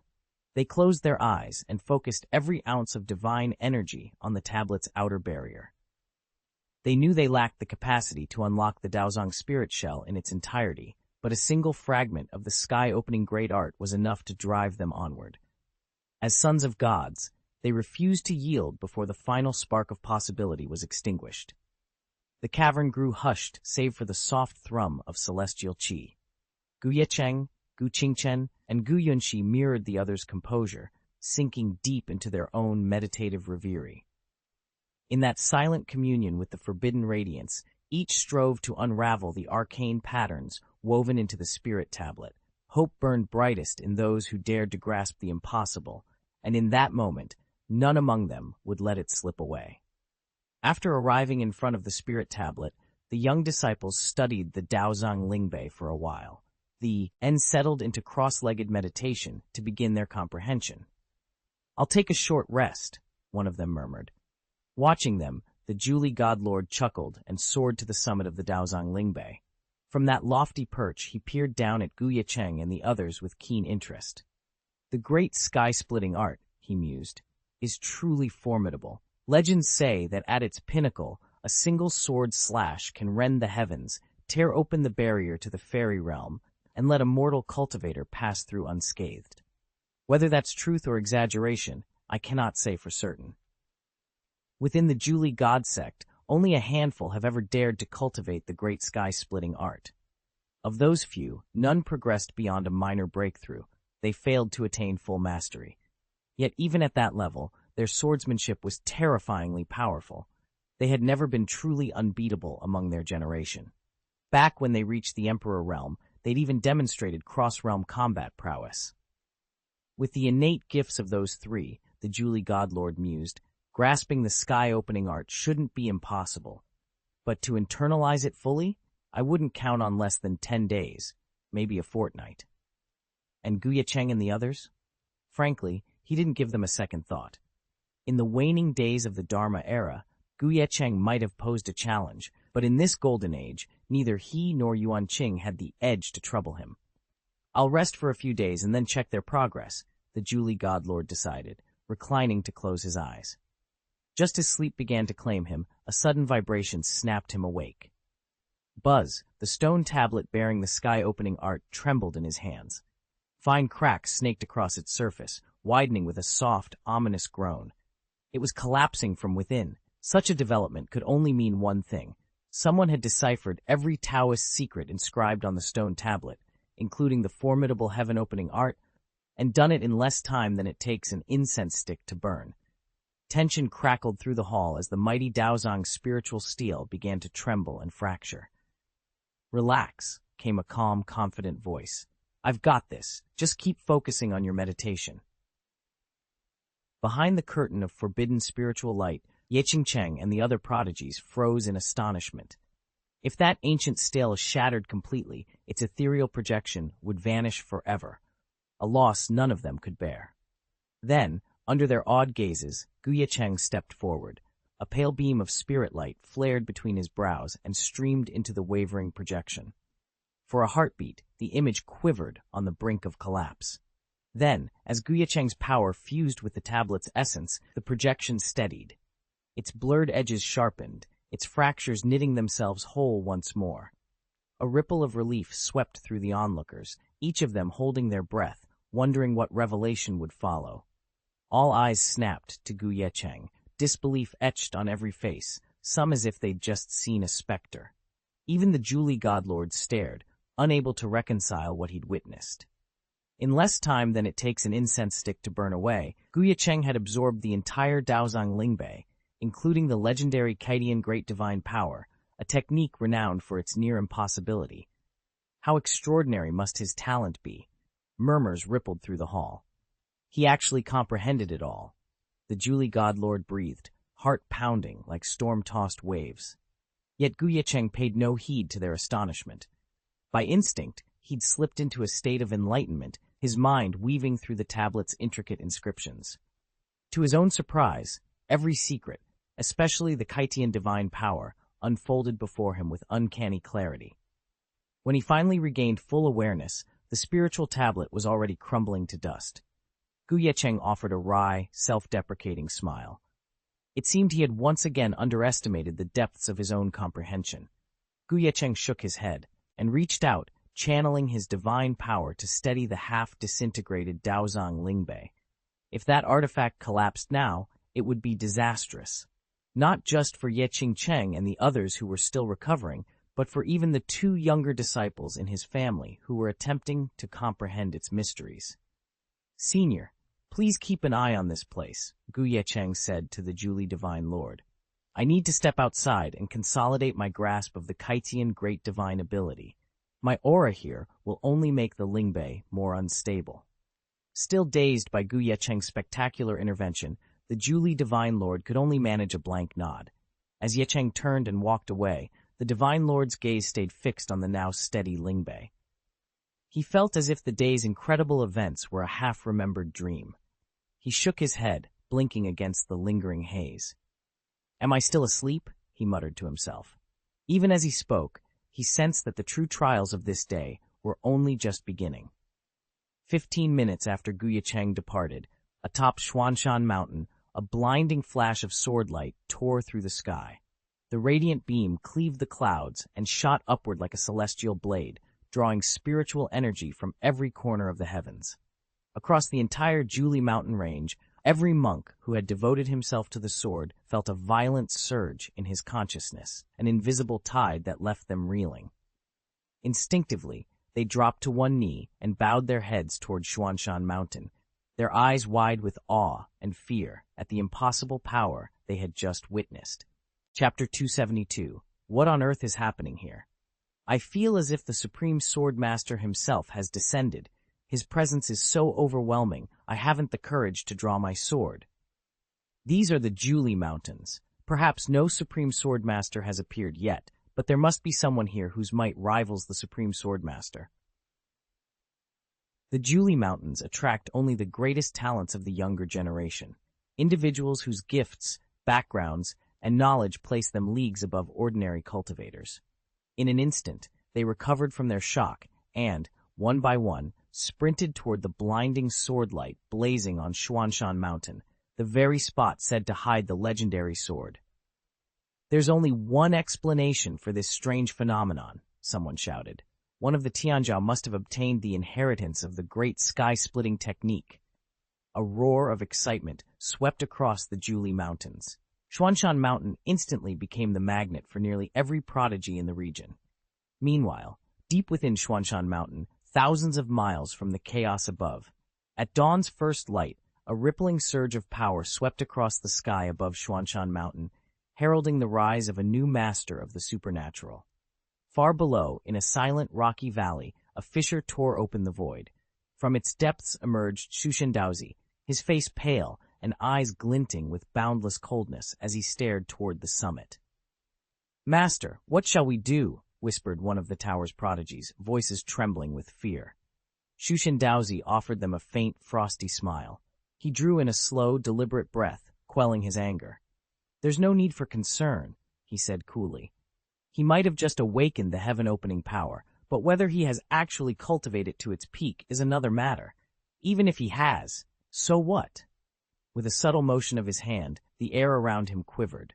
Shadows coalesced into writhing serpents of pure darkness, dozens of them, each pulsing with a devouring hunger, as if the world itself were their prey. The creatures hissed through the valley, their malevolent energy reaching into every crevice. Even the Void God Tower's true disciples, standing shoulder to shoulder behind Daozi, felt a chill run down their spines. None dared speak as they watched those ominous snake shadows slither toward Hidden Sword Mountain, drawn by the promise of a new rival's awakening. Spectators watched him with a harsh, expectant gaze. High above Hidden Sword Mountain, at the heart of the Sea of Clouds, Ye Cheng sat cross-legged. His eyes were half closed, his senses sealed off, as his body and mind immersed themselves in the inheritance talisman of the great divine creation art. Truly, this scripture deserved its reputation as the supreme martial technique. Its killing power was peerless, and its careful explanations, analyses, and insights into the sword path enriched Ye Cheng's understanding beyond measure. He sensed that if he could bring this art to full fruition, his own sword realm would naturally advance from the sword heart tier to the even greater sword force stage. At the sword heart level, cultivators must consciously awaken their sword heart, strive to resonate with heaven and earth, and slowly evolve their realm. But at sword force, such activation becomes unnecessary. Every gesture, every strike, flows in perfect harmony with the grand Tao of heaven and earth. Chapter 8. With a single strike, the heavens and earth themselves seemed to quake. Raw, unstoppable force surged through the air, capable of shattering even the most fortified domains in an instant. Such overwhelming power was beyond imagination, and even Ye Cheng felt his pulse quicken at the thought. He shook his head to dispel the distracting visions and refocused inward. In his mind, he summoned the nascent contours of the great sky-opening art. Thus far, his grasp of this formidable divine technique was only at its most rudimentary stage, the entry level. Yet thanks to the blessing of the Sword Heart legacy, Ye Cheng's progress far outpaced that of any ordinary practitioner. Even now, he estimated that within half a day he could refine his control to the realm of minor mastery.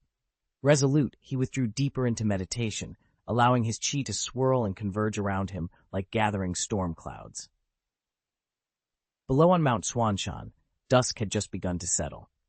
Gu Qingchen and Gu Yunxi emerged from their secluded retreats, their faces alight with fresh confidence. During their time in the Daozang Lingbei, the two young disciples had not only acquired several rare skills, but had, like their mentor, glimpsed their own threads of the sky-opening art. Side by side, the three of them now stood upon the mist-shrouded summit, teacher and pupils alike, each on the threshold of a breakthrough that would forever alter the course of their destinies.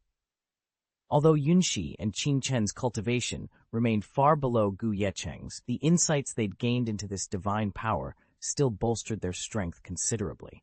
"Huh? Where's Daddy?" Emerging from their epiphanies, Yunxi and Qingchen glanced around anxiously.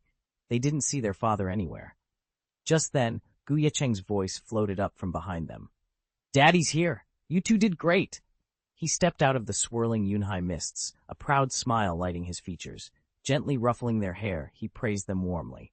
Heh, your old man's incredible. Of course you couldn't fall behind me.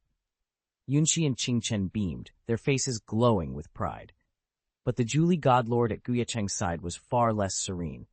As the former leader of the Julie God cult and a Saint Dao realm powerhouse, even his residual soul remained exquisitely sensitive to the great divine ability of creation. Now, gazing at Ye Cheng, the Julie Godlord's eyes trembled ever so slightly. Lord Julie's voice wavered between astonishment and disbelief. Friend Ye Cheng, have you truly mastered the creation divine art to even the minor realm? He couldn't mask his shock. The sword intent emanating from Ye Cheng matched exactly the signature fluctuations of the Julie divine sect's sword priests who had once reached that same level, and no one else. Ye Cheng merely inclined his head in quiet confirmation. Lord Julie drew a deep breath, his eyes shining with a mixture of awe and excitement. Without a second thought, he dropped to one knee, abandoning all airs of seniority. I am Taoist Julie, he declared, bowing his head low. It is my honor to stand in the presence of His Highness Ye Cheng. I earnestly beg you to accept me as your disciple. In this life, I swear to follow you through fire and water, to serve you with unwavering loyalty, even to the point of death. I only hope that when His Highness finally attains enlightenment, he will grant me the chance to be reborn. Taoist Julie's voice echoed through Xuanshan Mountain, sending a faint tremor rippling across the earth and sky. Cultivators returning from their enlightenment dazes, Ye Cheng among them, shook themselves and stared in stunned silence. Every pair of eyes fixated on the venerable Taoist, now kneeling deeply before Ye Cheng, his hands clasped in supplication. To make such a solemn vow before heaven itself was to bind one's fate irrevocably. Should Julie ever break this oath, he would incur the wrath of heaven, and no immortal power could save him. What struck everyone dumb, however, was the object of his plea. Ye Cheng was not a revered leader of some ancient sect or the master of a holy-level inheritance. He was merely one of today's budding prodigies, a modern genius. Brother Ye Cheng, Yuan Qing whispered hoarsely, eyes wide. You're a contemporary genius like the rest of us, yet you've compelled a holy-level cultivator to bow and swear fealty to you? Ye Cheng couldn't help but swell with pride. Even if this prodigy had no family-raising secrets to teach, his raw talent and power alone made him worthy of the title brother. And as for Ye Cheng, though she'd long been hailed as the Ye clan's own goddess, slightly more gifted than Yuan Qing, her customary pride was gone. Now, awe gleamed plainly in her eyes as she regarded Ye Cheng. He paid little mind to the stunned expressions of the assembled geniuses. What truly captivated him was Taoist Julie's unwavering determination. He had taken a solemn life oath and willingly pledged himself to Ye Cheng's service. Such resolve commanded respect. After all, Julie was once a sage, and in the depths of his memory lay countless ancient secrets and cultivation methods, treasures that could greatly bolster the Gu family's foundation. After a brief pause, Ye Cheng inclined his head. Very well. From this moment on, you will follow me. Thank you for your favor, Your Highness, Taoist Julie exclaimed, his face lighting up as he bowed deeply. Rising, he stood dutifully behind Ye Cheng like a loyal retainer, an image that left Ye Cheng and the others utterly speechless. Outside the hidden Sword's Peak on Xuanshan Mountain, the air suddenly shivered. Runes of teleportation flared to life as space itself cracked open. Ye Cheng and the others had barely registered the spirit tablet's projection when the disturbance drew their gaze to the mountain's edge. Why are so many prodigies gathering here? Someone murmured. I detect the aura of Konghai Palace. And Ziwei Imperial Palace disciples are arriving too, another voice added. The Ye and Yuan family youths rose to their feet, expressions tightening. Ye Cheng and Yuan Qing exchanged a glance. Though their brows furrowed, they remained outwardly calm. They already knew what was happening. It must be Ye Cheng, Yuan Qing said quietly. When he mastered the grand celestial opening technique, the strange vision he unleashed echoed across the 9 Eli mountains. Word got out, and now every promising talent wants a piece of that power. They shook their heads, a hint of disdain in their movements. In the past, they might have worried for Ye Cheng's safety or reputation. but no longer. Yuanqing's voice rang out clear and unflinching. Let anyone who dares to steal the inheritance of Ye Cheng's sky-opening art take it, and I, Yuanqing, will be the first to bow before him. After all, it's only bowing to a corpse. What's the big deal? But no sooner had the words left his mouth than both Yuanqing and Ye Cheng's faces darkened. They turned as one to the far horizon, where a thunderous roar shattered the stillness. Boom! A jagged tear rent the sky, and a torrent of primeval energy gushed from the abyss. As that savage power washed over Kangjian Xuanshan and the countless prodigies who had gathered there, every heart skipped a beat. They froze in mid-motion, eyes widening as a lone figure stepped from the rift, a youth clad in sable robes, his presence so formidable it sent ripples through the very air. Whispers spread like wildfire. Is that a Taoist from Shushan? And has he truly broken through to Xuanzun perfection? Chapter 2v3. Everyone gasped in astonishment. Master Sushin's display of power at Xuanzun level shattered the imaginations of every cultivator present. Had they not witnessed it with their own eyes, they would never have believed that such a young prodigy could have reached this pinnacle so early in the Great World era. Even the other geniuses, those who had come seeking the source of his sky-opening magic, hovering near the peaks of Kangjian Xuanshan, stared at him with reverent awe. As proud as they were of their own talents, their conceit crumbled into dust before Sushin's flawless cultivation. "Who is he?" someone whispered, voice trembling. A moment later, dozens of other promising disciples from Kangjian Xuanshan burst through the sea of clouds, rushing to the summit.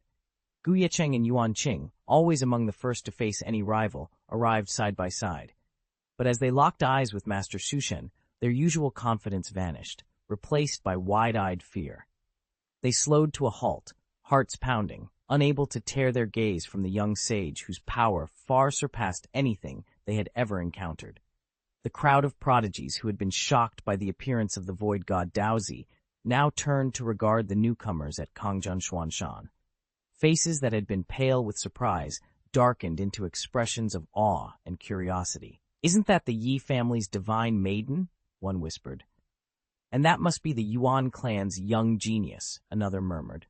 "They've even obtained the heaven-opening sect's supreme arcane power.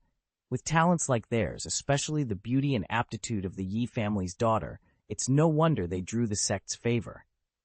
As the cultivators buzzed among themselves, void god Daozi paid them no mind. His gaze was fixed squarely on the young man standing just behind the two prodigies, Ye Cheng. A rare, keen light ignited in his eyes. "Ye Cheng," he said softly, "your talent truly astonishes me. That you have mastered the heaven-opening sect's ultimate secret art, I find myself reluctant to slay you." A stunned hush fell over the assembly. "What?" someone breathed, and in an instant the hall erupted in astonished exclamations. When their gazes finally settled on Ye Cheng, shock rippled through the crowd. Everyone had been focused on Ye Cheng and Yuanqing. Ye Cheng hardly registered on their radar. It wasn't until Sushin Daozi spoke that they even noticed his presence. At that moment, they realized how remarkable he truly was. Ye Cheng, Yuanqing, and the other prodigies hadn't so much hidden Ye Cheng at the back as they had formed a protective ring around him, like planets orbiting a moon. Even more striking were the two children flanking him, Gu Yunqi to his left and Gu Qingchen to his right. A murmur spread. In all of Julie Mountain, only one pair of siblings matches this description. Could these really be the fabled Yunqi siblings? Until now, they'd wondered why the Katian Great Divine Power had singled out a name they'd never heard. But seeing Ye Cheng honored in such company and shielded so carefully, they finally understood. The favor of the heavens wasn't misplaced after all. As Ye Cheng stepped onto the platform with his two children, a ripple of astonishment ran through the crowd. "That must be the Yunqi siblings' father," murmured one prodigy, eyes widening.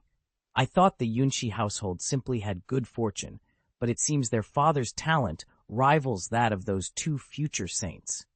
Gu Qingchen and Gu Yunqi were already renowned as worthy geniuses. Now, their father's presence suggested the once obscure Gu clan might produce three saints at once, an unprecedented feat. Excitement fluttered in every spectator's chest as they watched Ye Cheng and his family, hardly able to conceal their awe.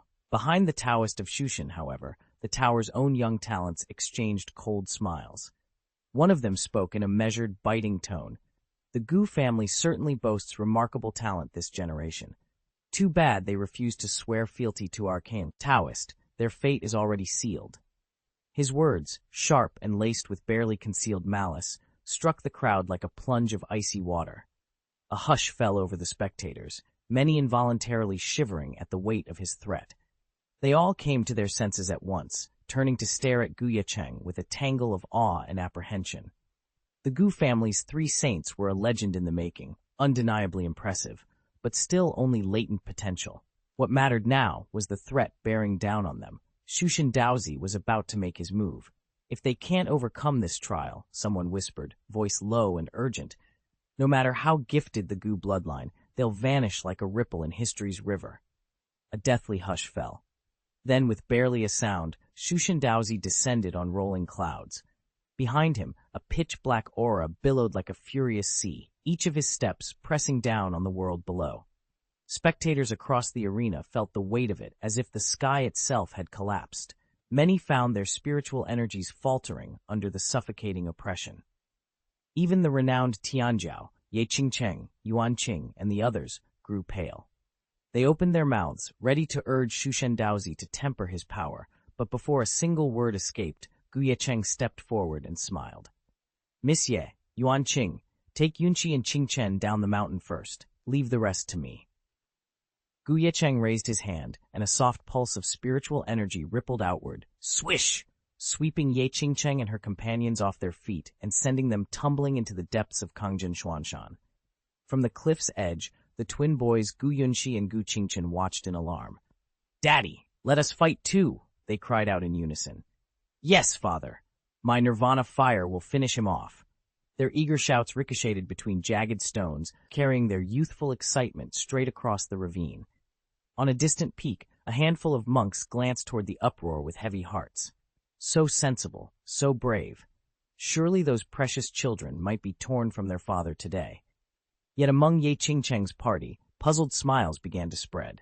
Standing closest to the twins, they heard every note of zeal and joy in those booming voices. Far from fearing for the boys, they lamented instead the lost opportunity to spar with the legendary, unrivaled Taoist Shushan. High above the sea of clouds, Taoist Shushan scarcely registered the frantic shouts of the junior disciples below.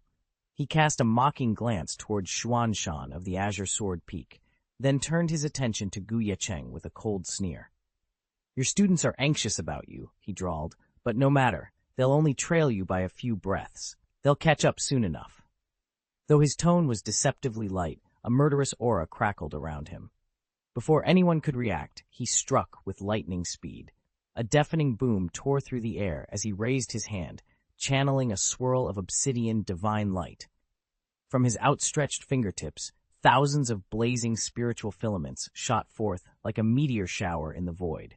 The sky and earth were drenched in their fiery glow as they hurtled toward the misty platform where Ye Cheng stood. This was the dreaded Great Meteor Star technique, a secret legacy of Shushan Tower. Its destructive might rivaled the most formidable arcane spells, its power nothing short of monstrous. Only those who had ascended to the Emperor realm could hope to master such a fearsome art. Shushan Daozi's execution of that fatal technique was nothing short of flawless, and its power remained utterly terrifying. Each streak of spiritual light cut through the air like a blazing meteor, warping space itself, shattering mountains and rivers, and forcing even the mighty Tianzun to tremble and Saint Zun to fall back. What astonished everyone most was that every meteor-like beam crackled with boundless spiritual consciousness. There could be no doubt now. Shushan Daozi had obtained the lost inheritance of the Zhuli divine sect, its legendary art, Zhuli Tiangong. Only Zhuli Tiangong, the sect's pinnacle soul cultivation method, can fuse pure spiritual awareness into each strike. Legends say that when a cultivator refines this technique to its utmost limit, the sea of consciousness merges with the Dantian, and soul and body become one. The very thought sent ripples of awe and dread through every onlooker. Ye Cheng's breakthrough was astonishing. By now, his sea of consciousness, the weakest yet most crucial foundation for any cultivator, was no longer a liability, but had become his greatest weapon. Each strike he unleashed could ravage an opponent's mind-sea with devastating precision. Yet the price for mastering such a heavenly art was almost unbearable. The path to its ultimate form was riddled with mortal peril. Even the great Shushan Taoist, though far from perfecting it himself, could feel the divine currents responding to Ye Cheng, manifesting as meteoric streams of light that pulsed with unimaginable power. "The Shushan Taoist's talent is truly beyond compare," murmured the gathered cultivators. "Who among us could ever hope to match him?" Below them, the sky fractured in a cascade of fiery rain that boiled the clouds into roiling seas of steam. For an instant, Ye Cheng's figure stood at the heart of the inferno, then vanished without a trace. His aura flickered out, suffocated under the onslaught, leaving nothing behind but the echo of his vanished breath. "He's done for," someone whispered in dread. A harsh laugh rang out from the summit of the Void God Tower. "Future saint? Ha! He's no more than an ant beneath my Dowsy's power." The prodigy of the Void God Tower watched with cold amusement as the meteor fire smothered the very spot where Ye Cheng had stood. In that moment, he was certain his rival's legendary talent would end here, swallowed by the wrath of the heavens and by his own unrivaled strength. Though the monks watching the battle remained silent, their eyes betrayed a deep regret and disappointment. Even the Dowsy of the Void God frowned in contempt. Is that the best the human race can do? Truly pathetic. Clang. No sooner had his words faded than a crisp ring cut through the roaring flames. In the very heart of the meteor-like firestorm, a spirit sword slid free from its scabbard.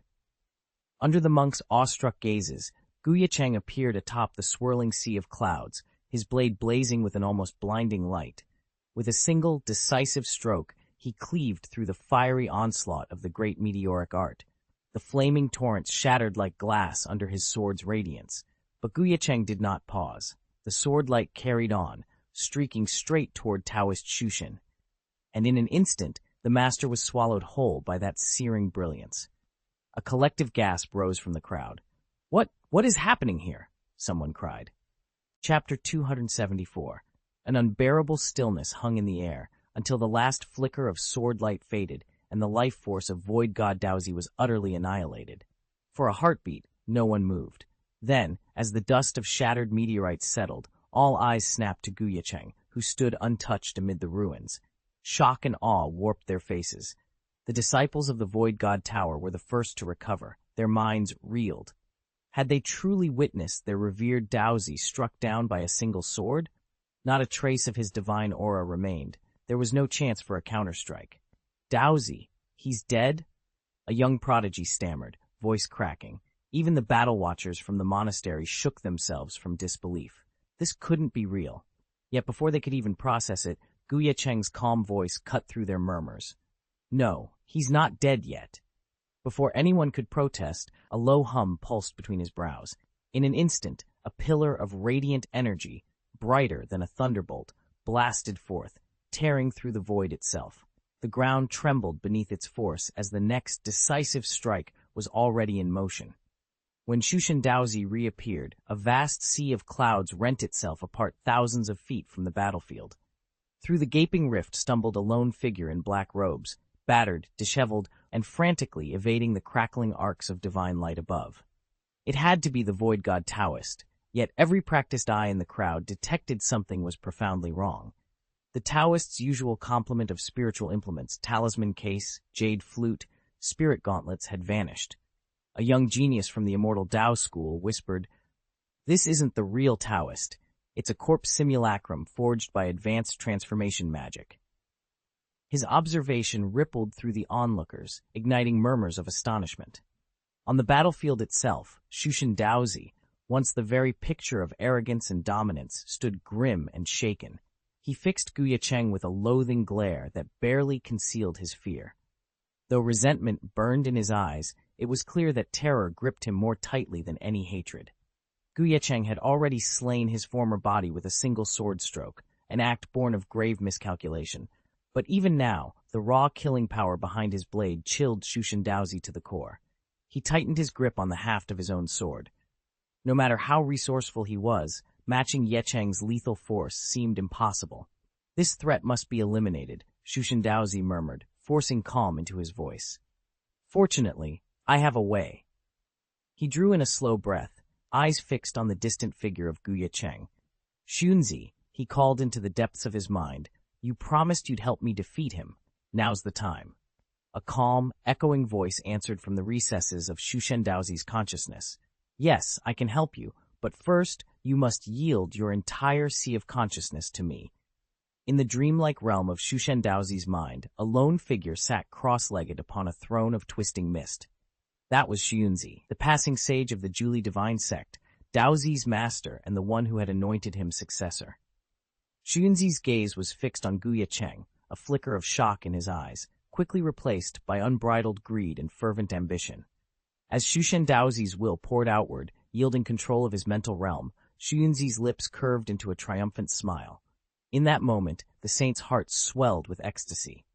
Finally, with access to Daozi's consciousness, and all the power that entailed, they would have the means to destroy Ye Cheng once and for all. Xianxia weighed his options. He could nurture Daozi's cultivation now, guiding him toward immortality in some distant future. And then, once Daozi had ascended, reanimate him. But to Xianxia, that path felt too slow, too uncertain. Far better would be to seize Daozi's body outright, absorb his solid foundation, and claim the title of Taoist Immortal in this very life. Until today, however, no opportunity had presented itself. Though Daozi treated him with respectful courtesy, he never truly let down his guard. Even after granting Xianxia entry into his sea of consciousness, he had bound his soul tightly with the Julie Tiangong inheritance, leaving no crack for Xianxia's spirit to slip through. Yet now, as Xianxia sensed the usually turbulent waters of that inner realm settling into an unusual calm, his pulse quickened. He turned his eyes toward the distant figure of Ye Cheng and felt an unexpected surge of gratitude. If it weren't for this brave young man's arrival, he'd still be scheming for years to find the perfect moment to strike. A wry smile curved Xianxia's lips. He owed Ye Cheng a debt of thanks. With the body now firmly under my control, I shall devour and refine Ye Cheng as my reward. Xianxia's eyes flashed as he pressed Daozi for action. What are you waiting for? If you don't kill this beast now, he'll become a formidable enemy, and you may not live to see another day. At his words, a faint buzzing stirred in Daozi's sea of consciousness. The soul-binding seal loosened. Overjoyed, Xianxia plunged into the deepest chamber of the Taoist's mind. Ah, Daozi, you treacherous wretch! How dare you deceive me? I curse you for ruining my reputation, he howled, his voice reverberating through the mental abyss. Below, Daozi's soul reclined at the center of a vast spiritual ocean.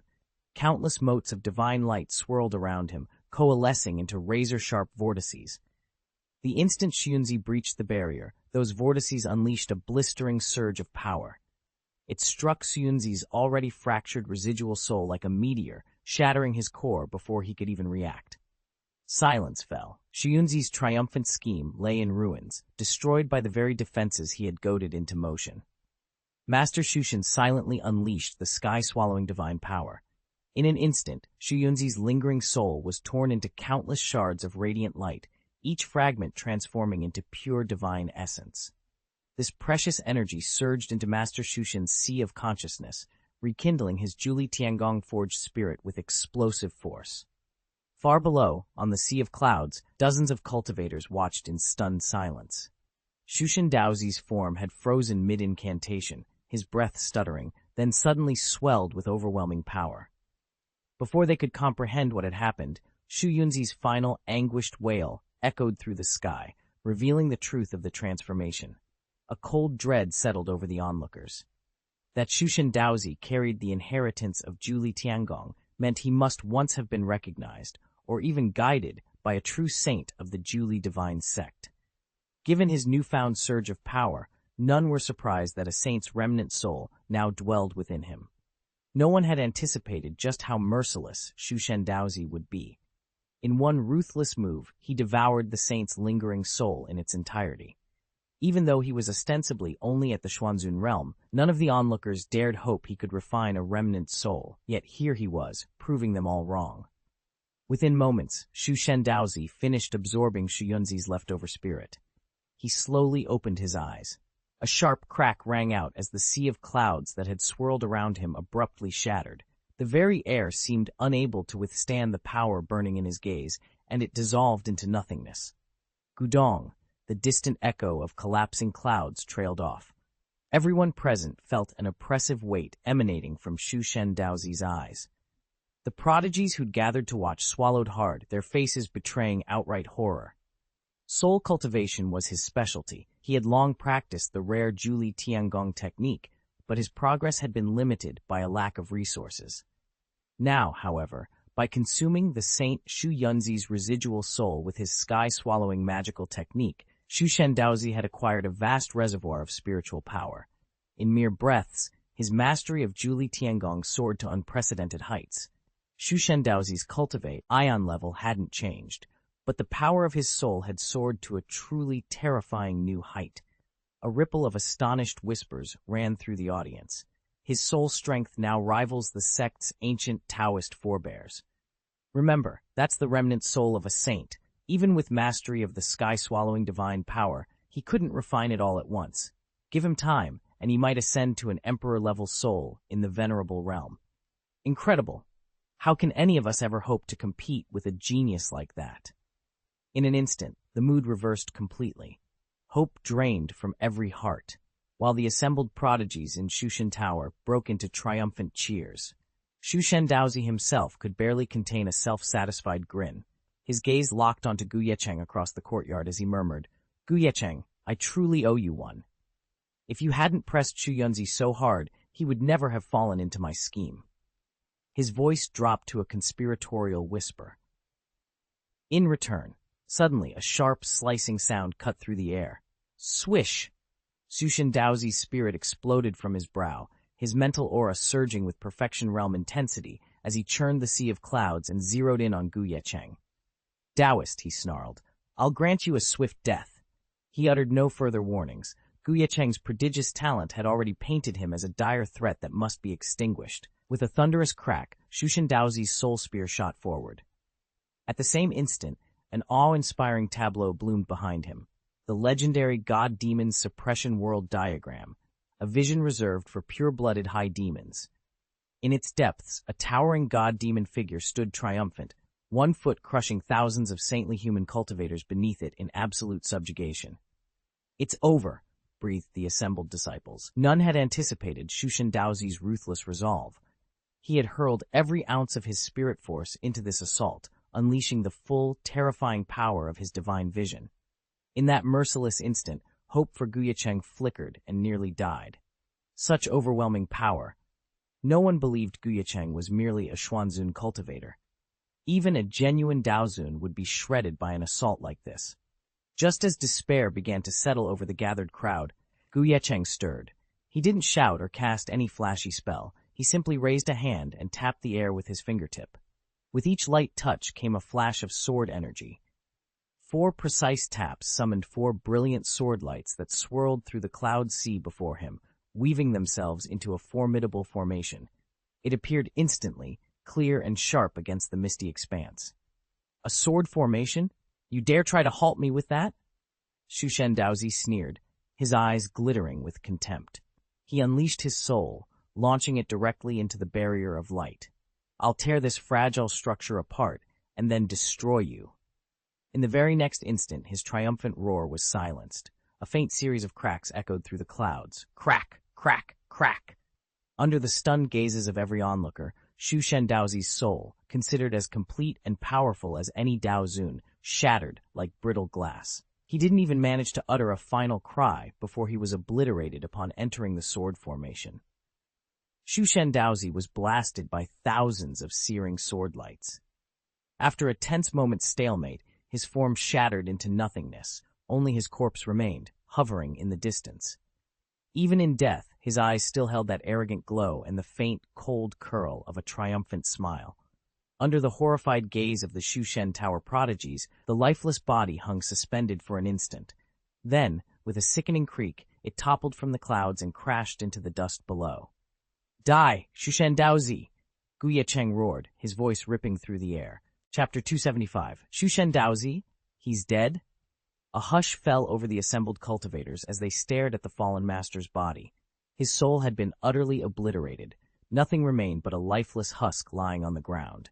Just moments ago, Shushen Daozi had unleashed his ultimate divine technique, Sky Swallower, devouring and refining even the last vestiges of Shu Yunzi's soul to fuel his transcendence to Dao Zun perfection. Yet against Ye Cheng's Zhuxian sword formation, that fearsome soul-slaying power was as fragile as paper. In an instant, Shushen Daozi's soul was cleft in two and scattered to the four winds. The Shushen Tower's prodigies, once brimming with arrogance, stood frozen, lips quivering, eyes wide with terror. Only when Ye Cheng fixed them with a cold stare did they jerk back to reality. Run! Run for your lives! They turned and fled, their dignity shattered.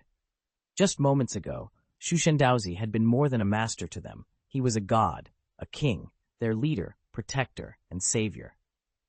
Now, their god lay slain, felled as easily as any common foe by the young swordsman Ye Cheng. How could they possibly continue fighting Ye Cheng? Fear seized them, and they spun on their heels to flee, not daring to fall a single step behind. Ye Cheng watched their shame-faced retreat with cold detachment. Then, with the merest flick of his finger, he activated the Zhuxian sword formation, and in an instant, every Shushen Tower Tianjiao was cut down. These so-called prodigies had never been paragons of virtue. Under Shushen Daozi's protection, they spent years suppressing and at times sabotaging the hard-won reputations of humanity's geniuses. Now, they fell without a sound. The monks who had borne witness to the duel couldn't help clenching their fists. As their eyes met Ye Cheng's, awe gave way to boundless gratitude. For too long, their own descendants had been injured, their brothers bullied, their brightest talents wounded in clashes with Void God Tower's champions. At last, justice had been served, and their debt of hatred repaid. A stunned whisper rippled through the onlookers. Void God Tower, the god-demon battle body? Chapter 8. The Rise of His Majesty. In the presence of Emperor Changqing of our human race, the Void God Tower is no more than a mere ant. A thunderous cheer echoed across the battlefield. Yes! With His Majesty Changqing here, the catastrophe of 3 million years ago will never recur. Ye Cheng stood high above the swirling clouds, the heavenly destiny atlas concealed on his back. None but he could sense its power, and at this moment its aura was growing ever stronger, condensing into an irresistible tide of fortune. As the cultivators' cheers swelled around him, a handful of gifted youths watched in dumbstruck silence. From the instant Ye Cheng had unleashed the Zhuxian sword formation to vanquish the Void God Taoist, they had been locked in stunned suspension. Only now, as the crowd's jubilation reached a fever pitch, did they regain their senses. Exchanging startled glances and hushed transmissions, one finally dared speak the unthinkable. Could he truly be His Highness Wuming? While the masses continued their celebration, a young prodigy in the crowd, heart-pounding, stepped forward. He fixed his gaze on the solitary figure floating atop the mist-shrouded peak. Sweat beaded on his brow as he summoned the courage to address him. "Your Highness, Ye Cheng?" A hush fell. All eyes turned upward, wonder and disbelief etched on every face. The name echoed across the sky, heralding the dawn of a legend reborn. "His Highness Wuming? Who is this Tianjiao you're talking about?" The cheering monks fell silent, exchanging puzzled looks as they stared at the figure before them. Only Ye Cheng, momentarily caught off guard, tilted his head in thought. Then recognition dawned on him. This young man was none other than the prodigy of the Heavenly Emperor sect in the 3,000 realms, the very heir to the Zhenwu Emperor Palace who had fought so valiantly on the ancient battlefield. Ye Cheng even recalled how the young prodigy had witnessed his own Zhuxian sword formation on the human-demon stage. It seemed the Heavenly Emperor's successor recognized him in turn. Ye Cheng took a steadying breath and discarded his guise. "Yes," he said, voice calm and clear. "It is I. You have me right, Taoist friend." He had adopted the nameless swordsman identity that day, solely to move through the demon ranks unnoticed. But the rifts on the ancient battlefield had long since been sealed, and with his current strength, another demon army held no terror for him. The mask of anonymity was no longer required. A clap of astonishment rippled through the hall, as if thunder itself had struck within these walls. Voices rose in disbelief. Your Highness Wuming, the nameless swordsman? Your Highness Ye Cheng, are you saying he's the nameless swordsman who holds the #1 spot on the Earth list? Ye Cheng and Yuan Qing exchanged stunned looks, hardly daring to breathe. If Ye Cheng truly was that legendary swordsman, it meant he now monopolized the top 3 positions of the entire Earth ranking.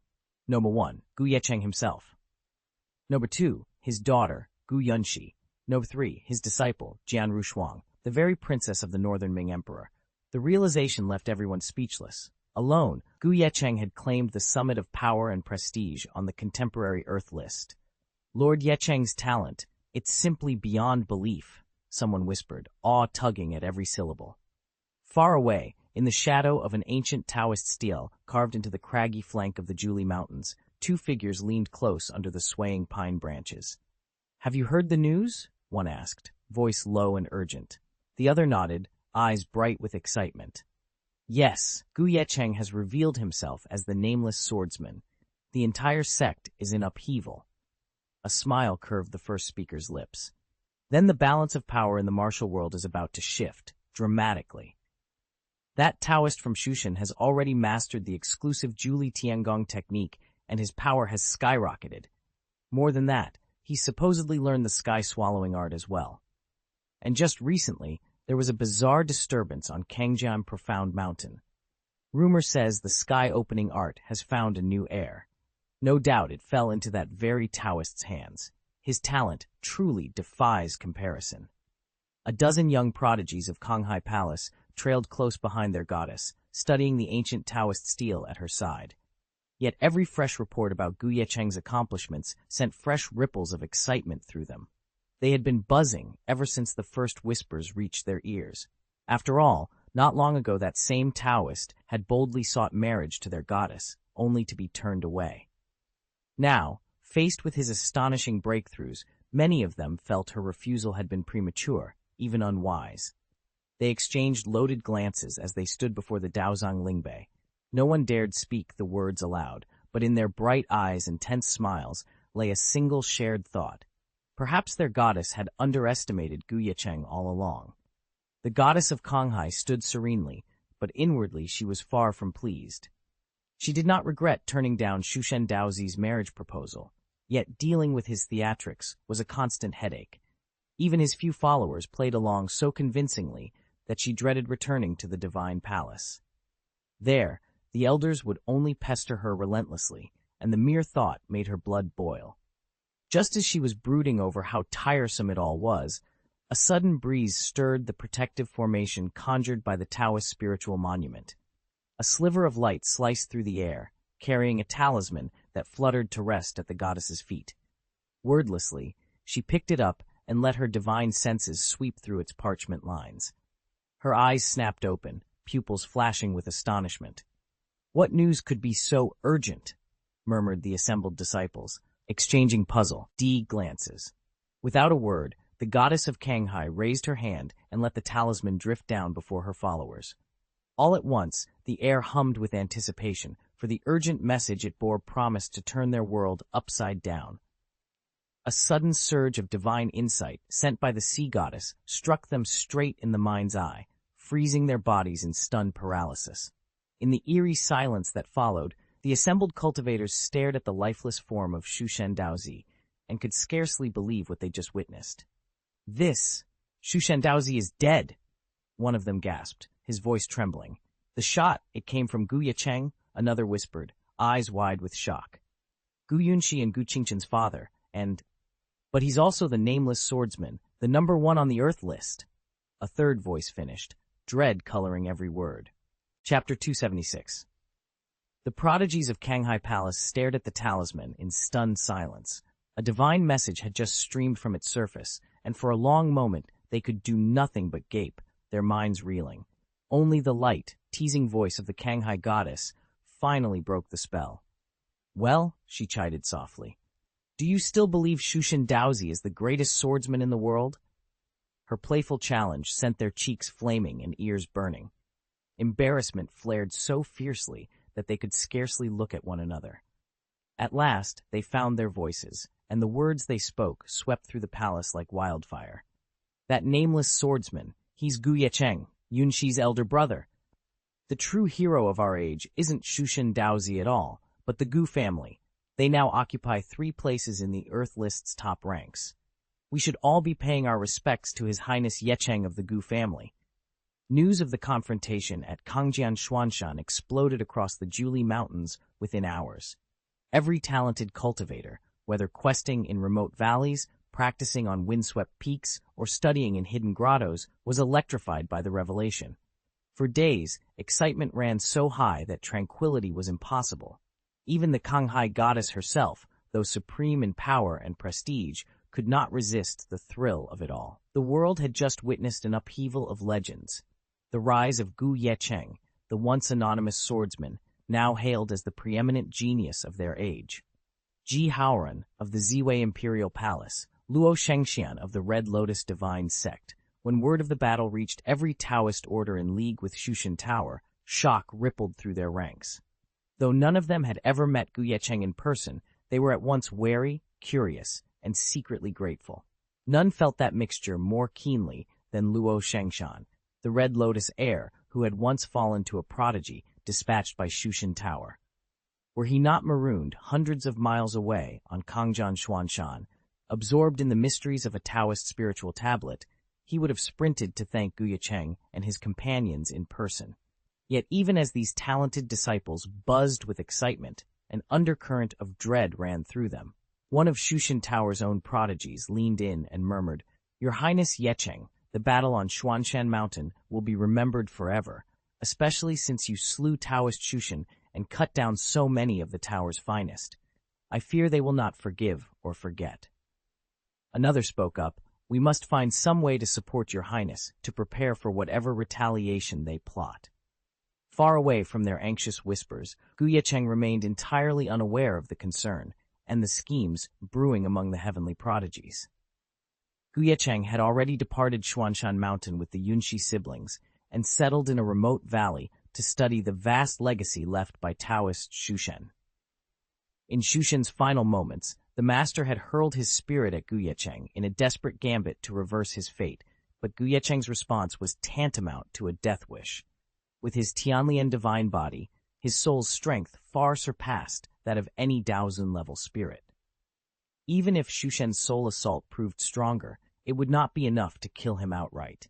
After all, Shushan Daozi had mastered only the great art of transformation, whereas Ye Cheng wielded the far more potent art of the other shore, an ability tailor-made for survival. Still, Taoist Shushan's arsenal wasn't without value. His techniques of transformation, the swallowing sky method, the 9 continents heavenly skill, and other secret arts of the Shushan Tower were treasures in their own right. Even if Ye Cheng could not personally apply every move, he could incorporate them into the Yunxi siblings' training, and in doing so bolster the Gu family's foundation for years to come. Ever since learning the sky-swallowing great magic and the Juli celestial technique, Ye Cheng's progress has been astounding.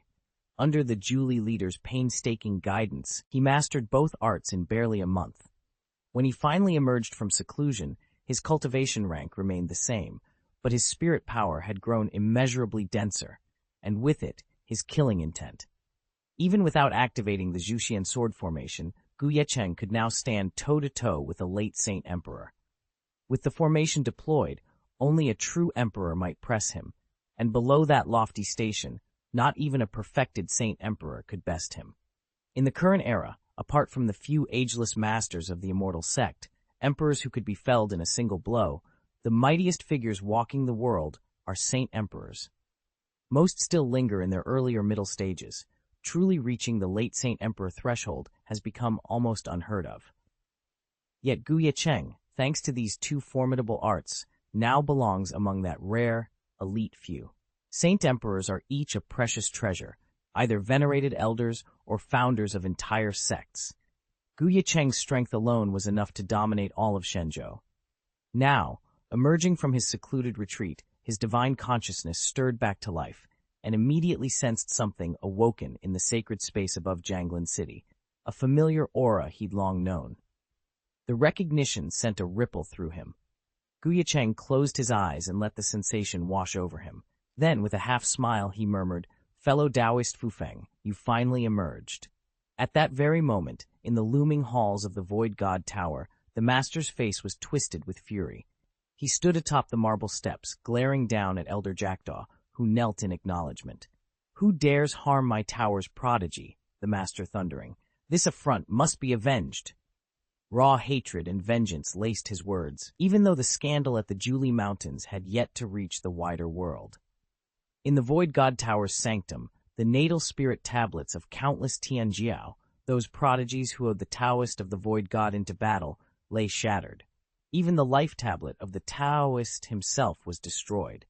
The evidence was irrefutable.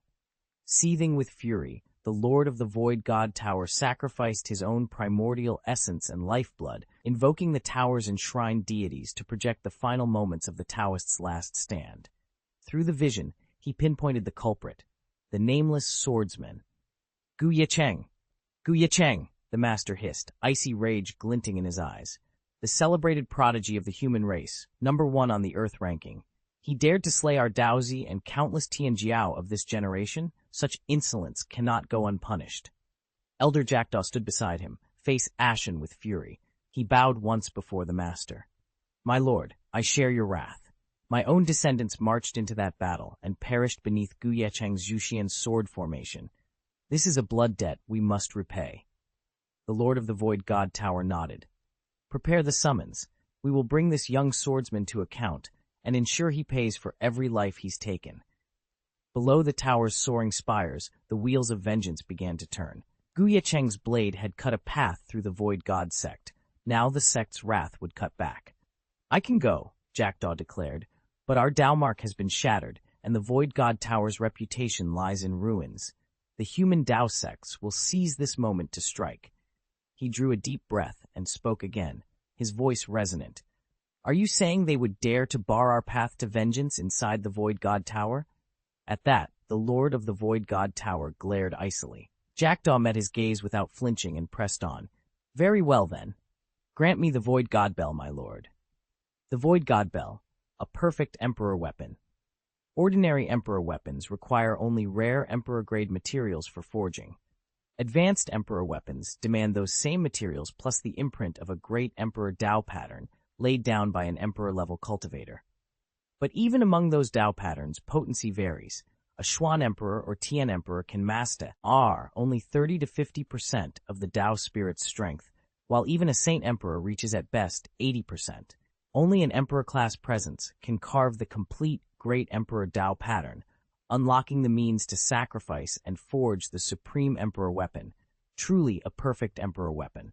For the immortal Dao sect, every perfect Emperor weapon is a treasure of the highest order, objects so rare that even the Void God Tower possesses only a handful. Among its prized holdings sits the Void God Bell. Jackdaw leaned forward, eyes gleaming. "With the Shushan Bell in our grasp and elders Hu Chen and Wenren by our side, the three latter Saint Emperors will strike with unprecedented force. Even the mightiest Saint Emperors will be driven back. And if any fool still dares to stand in our way, I'll see to it that Ye Cheng is captured and executed." A tense silence followed. The Lord of Shushan Tower weighed Jackdaw's words carefully. The tower's perfect Emperor weapons were reserved for the sacred task of opening the ancient road to sanctification and guiding the God Lord's heirs, not to be squandered in petty vendettas. Yet the promise of avenging his son and bolstering the tower's reputation proved too tempting to refuse. Finally, he inclined his head. "All right, we'll deploy the Shushan Bell." He paused, gathering his resolve. A few additional months' preparation won't harm us. Once Ye Cheng falls, Shushan Tower's prestige will soar, and anyone who doubts our strength will regret it. Unseen by the rest of the world, the wheels of Shushan Tower's vengeance began to turn.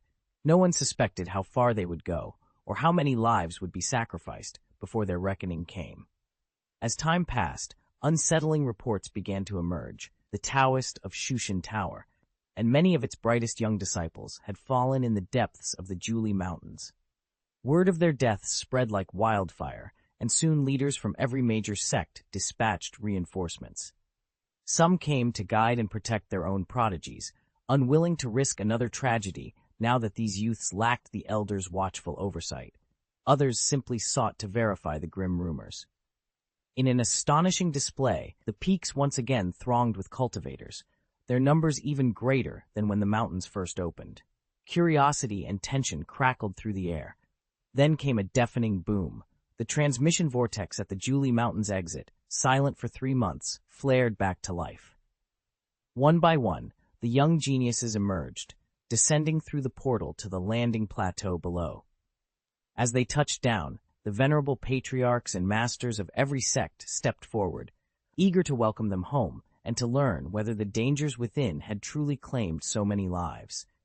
They hadn't even waited to hear what the Julie Mountains expedition had brought back. Their only concern was the rumor. Had Xianxia really fallen amid the peak of those fabled peaks? Before any of the returning disciples could answer, a deafening boom split the sky like a war drum. Above the sea of swirling clouds, the air itself tore open. 3 figures strode out of the gash in the void, each a late Saint Emperor from the Void God Tower, their expressions ice-sharp and merciless. Elder Jackdaw led them, his dark eyes burning with barely contained fury. As they descended, a chill swept through the assembly, silencing every cultivator present. "Where is Ye Cheng?" Jackdaw's voice rolled like thunder, vibrating through the mountains and rattling hearts. "Show yourselves. Don't keep us waiting. Come out and die." The gathered sects froze. In that instant, everyone knew. This was no mere inquiry. The Void God Tower had come seeking blood, and Ye Cheng was their quarry. Chapter 277. A cold, commanding voice cut through the tense air outside the Julie Mountains. Every powerful cultivator assembled there snapped their heads toward its source, faces draining of color as recognition spread among them. "Is that the Saint Crow Emperor, one of Void God Tower's Saint Emperor elders?" And the 2 beside him, though I don't recognize them, their auras are unmistakably Saint Emperor level. 3 Saint Emperors in one place. If the rumors are true, Void God Tower must have suffered catastrophic losses in the Julie Mountains. The mere presence of 3 Saint Emperors sent a tremor through the crowd. It confirmed their worst fears. Void God Tower would never deploy such elite power unless its casualties had been devastating. Yet amid their shock, a single question echoed on every lip. "Who is Ye Cheng? I heard it was this man who laid waste to Void God Tower's forces." Eyes turned from the assembled masters of every sect to the young prodigies returning from distant clans. Those bright talents now stared back in stunned silence, awed by the sudden arrival of Void God Tower's Saint Emperor and his formidable entourage. When the elders heard the questions, they exchanged astonished looks and spilled out every rumor they'd picked up. "Did you say Ye Cheng is Yunxi's father, and her sisters, too, and that he holds the top rank among the nameless swordsmen on the Earth list? Incredible! How did the Gu family manage to produce so many peerless geniuses in one generation? And Xianxia, the master who claimed to have perfected a pure-blooded god-demon body, was completely annihilated by him?" A roar of excitement swept through the courtyards of the Julie Mountains. Even the most seasoned elders, usually unmoved by mere talk of power, felt their hearts quicken. The Void God Tower had always spouted lofty claims of divine or demonic heritage and looked down on mortal cultivators. But here stood Ye Cheng, no deity or devil, simply a man who had risen above every expectation and become the pride of all humankind. Moreover, on the ancient battlefield, Ye Cheng single-handedly vanquished the human-demon platform and slew hundreds of heavenly demons in succession. Even the heavenly Tao of Shenzhou bestowed its blessing upon him, marking him as humanity's great champion. In an age of legends, who could rival His Highness Ye Cheng? Why cling to this so-called Void God Taoist when the prince himself stands before you? As murmurs of approval rippled through the crowd below, the saints of the Void God Tower gathered on the sea of clouds grew dark with rage. Elder Jackdaw's lips curled in fury. "Ye Cheng must die. Not only him, but his entire Gu clan must be uprooted," he hissed. "Only then can the Void God Tower's prestige endure." A cold gleam flickered in Jackdaw's eyes as he lifted one hand. The 2 Saint Emperors at his side exchanged determined nods. In unison, they poured their spiritual power into the formation diagram etched on the spirit disk before them. As their energies merged, a hush of smoldering silence blossomed into a burning, menacing flame. When the burning hush around the spirit disk finally dissipated, the sky above the Julie Mountains erupted in a titanic display of power. Dozens of colossal spectral figures, gods and demons, fused in endless torment, towered thousands of feet into the heavens, their oppressive auras sweeping outward and sealing off the land for thousands of miles. No newcomer from Mount Julie could step forward unnoticed by this forbidden formation. The moment any challenger dared strike at the Void God Tower's chosen prodigy, the array would snap shut like a vice, enveloping the attacker in an inescapable void. Even someone of Saint Emperor caliber would need nothing short of an incense stick's burning time to break free. This is the God and Demon Soul locking array, a cultivated elder gasped, eyes widening in disbelief. Unbelievable. The Void God Tower spared no expense. The raw materials for this formation alone would have cost as much as a mid-grade Imperial weapon, another whispered, voice trembling. They've literally set this trap right at our doorstep. Your Highness Ye Cheng, you're in grave danger. On the plain below the mountains, dozens of superbly trained martial artists stiffened, their hearts lurching with panic. At long last, the Shenzhou realm had produced a prodigy of Ye Cheng's caliber. Was he destined to perish before he'd even had a chance to prove himself? Many in the Julie Mountains sect were desperate to send a plea to the immortal Taoist line, summoning the Holy Emperor for reinforcements, but there simply wasn't time. Before they could even draft the missive, an ominous hum split the air. From a newly opened teleportation gate at the mountain's base strode three figures, one tall, two diminutive. The instant the elder among them set foot on sacred ground, ripples of shadowy mana erupted around him like a rising tide. At the same moment, the god and demon locking array, an ancient seal woven into these peaks, ignited. Two phantom eyes, as dark and brilliant as black stars, flared to life, their oppressive gaze fixing on the newcomer and binding the void itself around him. This boy is Ye Cheng.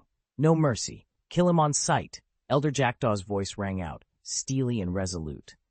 Without hesitation, he activated the soul-locking formation and side by side with the two other late Saint Emperors, unleashed a deadly volley of arcane assaults. Shameless! Another cultivator spat, horror and outrage warring in his tone. Hold them back. Don't let them finish him. But the attack had already begun, and the dark lights of the god and demon array surged forward like ravenous beasts, intent on tearing Ye Cheng limb from limb. The air crackled with malevolent power as the three senior fighters pressed their advantage, determined to end his life before any help could arrive. Many of humanity's greatest champions turned ashen, and even the heavenly and mysterious emperors who had come to bolster their clan's rising stars shared panicked looks as they threw caution to the wind and surged forward. No one had expected the Void God Tower to stoop so low. Its three Saint Emperors didn't even bother with formalities. They struck out at one of the younger generation, an act so utterly shameless that it stole the breath from every onlooker. Yet the gap between them was an abyss. Before a single heavenly or mysterious emperor could close the distance, two elder Saint Emperors, each wielding a jet-black blade that seemed to twist and writhe like a murder of crows, intercepted them. The human emperors never even raised their weapons. With a graceful flick of sleeve and a subtle wave of the hand, the elders sent them hurtling backward. They skidded across the ground, mouths frothing with blood, utterly powerless to challenge such might. Helpless fury burned in their eyes as that ravenous steel descended upon Ye Cheng. Then, without warning, the void itself began to tremble. Buzz, a deep resonance rippled through space, and overhead, torrents of divine power cascaded down in relentless showers. Instantly, 7 torrential streams of divine power shattered the formation, sealing Ye Cheng. The surrounding void buckled under their force, and even Elder Jackdaw himself was blasted backward over 100 steps. Jackdaw's eyes widened in disbelief. From each torrent of energy emerged a lone figure, 7 in all, and every one of them radiated the unmistakable aura of a Saint Emperor. The elder leading them pulsed with power rivaling Jackdaw's own. Who were they? The 7th ancestor of the Ye family. The 5 senior elders of the Yuan clan, the transmission masters of Konghai Palace, and the final 2, could they be the grand elders of Ziwei Imperial Palace and and the Qian divine sect? A collective gasp rippled through the assembly. Human emperors who had moments before surrendered to despair now cried out in astonishment. Just as Jackdaw prepared to unleash a killing blow on Ye Cheng, the 7 Saint Emperors formed an impenetrable shield around him. Ye Cheng himself stared, speechless. He had long expected the Void God Tower's retribution, but never this formidable rescue. As the dust settled, the Saint Emperors stood ready, their presence an unshakable promise. Anyone who dared harm Ye Cheng would have to go through them first. Reinforcements had been prepared long ago, but they weren't the warriors standing before him now. Still, Ye Cheng couldn't help feeling deeply moved. These unseen allies had answered the call purely out of concern for humankind. He stepped forward and inclined his head in a solemn bow. "Thank you, venerable elders, for your timely aid." Behind him, the 2 boys, Gu Yunqi and Gu Qingchen, followed his lead with earnest, slightly high-pitched bows of their own. The senior Saint Emperors couldn't hide a knowing smile at their youthful voices, but they immediately signaled that the moment for pleasantries had passed. Their eyes swept coldly over Jackdaw and his entourage. The elder at the forefront, an esteemed instructor from the Ziwei Imperial Palace, was the first to speak. His tone was firm, his presence commanding. "Elder Jackdaw, clashes among proud cultivators in the Juli Mountains are inevitable. Still, even the Void God Tower must observe the established rules. If it does not, all the sects of Shenzhou will refuse to stand by." Jackdaw's brow lifted, and his voice carried a note of incredulity. "All the sects of Shenzhou would not tolerate that? Elder Qixiao, do you really think you can mouth off like that now that I've broken into the late stage of the Saint Emperor realm?" Jackdaw's voice dripped with contempt. "When was the palace master of your Ziwei Imperial Palace ever accounted for? You don't even have a true Saint Emperor on your side, yet here you are, spouting off before me." He swept a disdainful glance across the gathered Saint Emperors. "And all of you, are you truly prepared to suffer the consequences of a full-scale war with my Void God Tower?" His arrogance crackled in the air, and fury flared on the faces of the assembled emperors, especially Elder Qixiao. But beneath their anger lay an undercurrent of dread. Jackdaw's unshakable composure was unnerving. Smirking, he flicked his sleeves. In perfect synchrony, the 2 Void God Tower elders flanking him, both late-stage Saint Emperors, launched their attack. 3 surging auras collided, feeding power into the shadowy radiance spiraling from Jackdaw's sleeves until it coalesced into a flawless, crackling blade of darkness. Buzz, buzz, buzz. The void itself trembled under that forbidding glare. A cold, uncanny presence rippled through the air, making every mind quake and every spirit reel, as if some bottomless abyss yawned just beyond perception. Then, spanning the heavens and the earth, there appeared a single 1,000-foot-long bell of absolute midnight. Its blackened surface was carved with nightmarish scenes.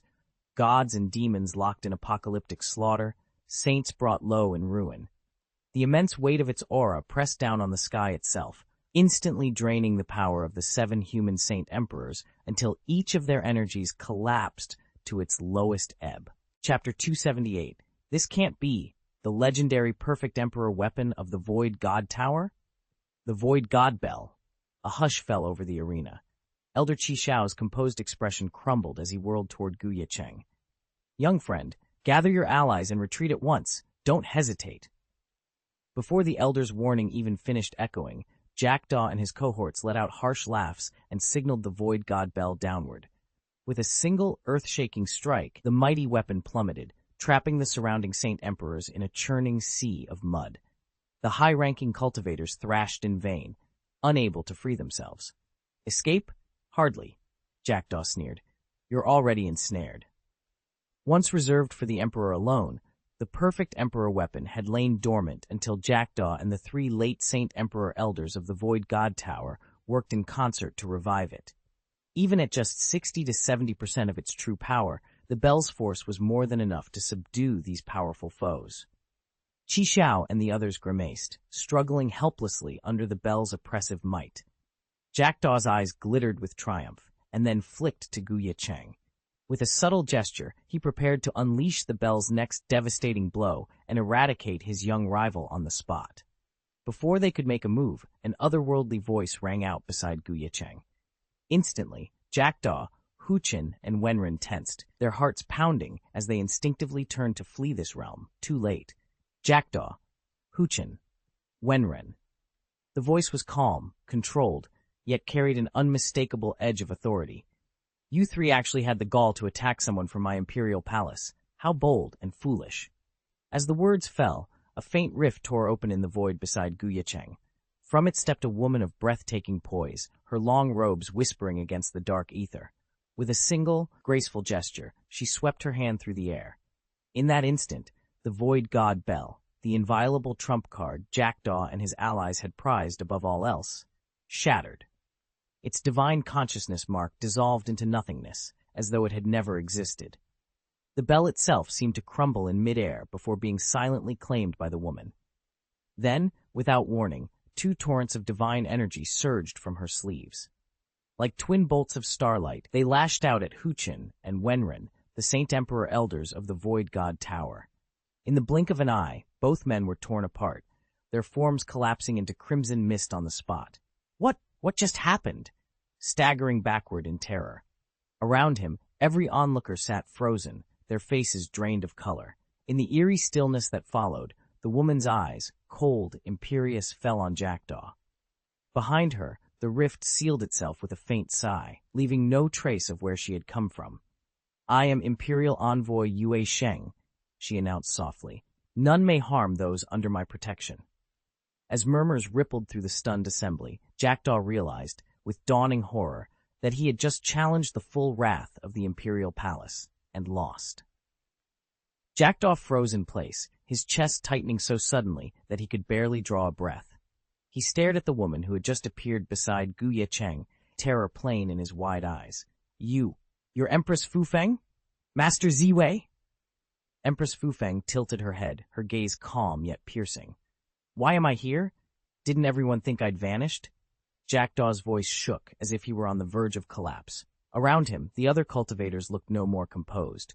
Empress Fufeng's name was legend, one born not of this generation, but the last. In fewer than 3 centuries of cultivation, she had soared to the rank of Saint Emperor and ruled from the Ziwei Imperial Palace. Then, as suddenly as she had risen, she disappeared, leaving behind only the Ji siblings, children too young to remember her fully.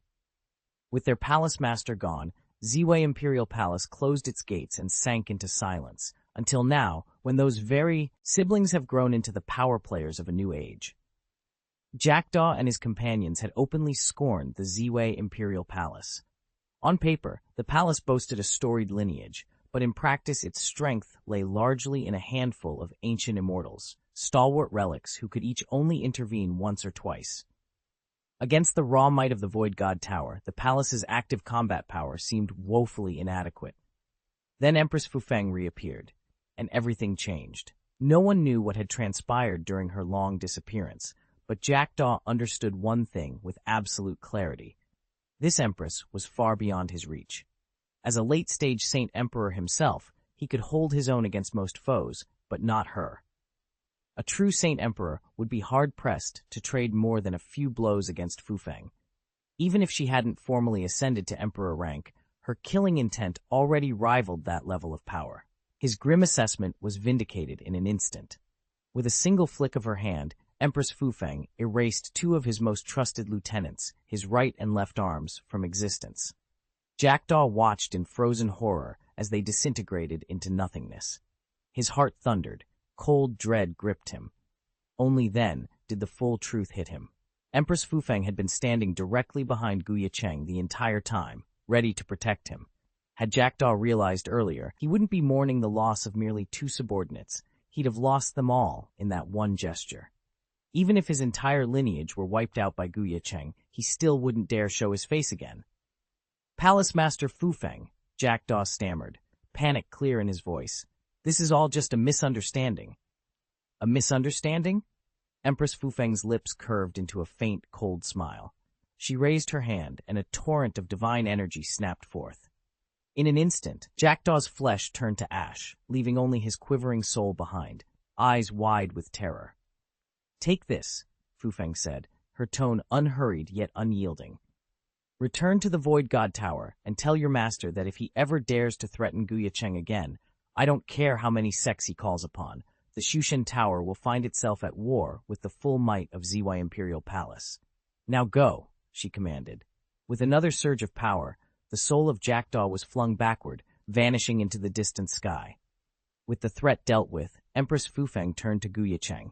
Softening her expression, she held out the Shushan bell, still humming with residual power. Thank you for your support these past few days. Please accept this bell as a token of my gratitude. Empress Fufeng's expression was grave, her voice brimming with sincere gratitude.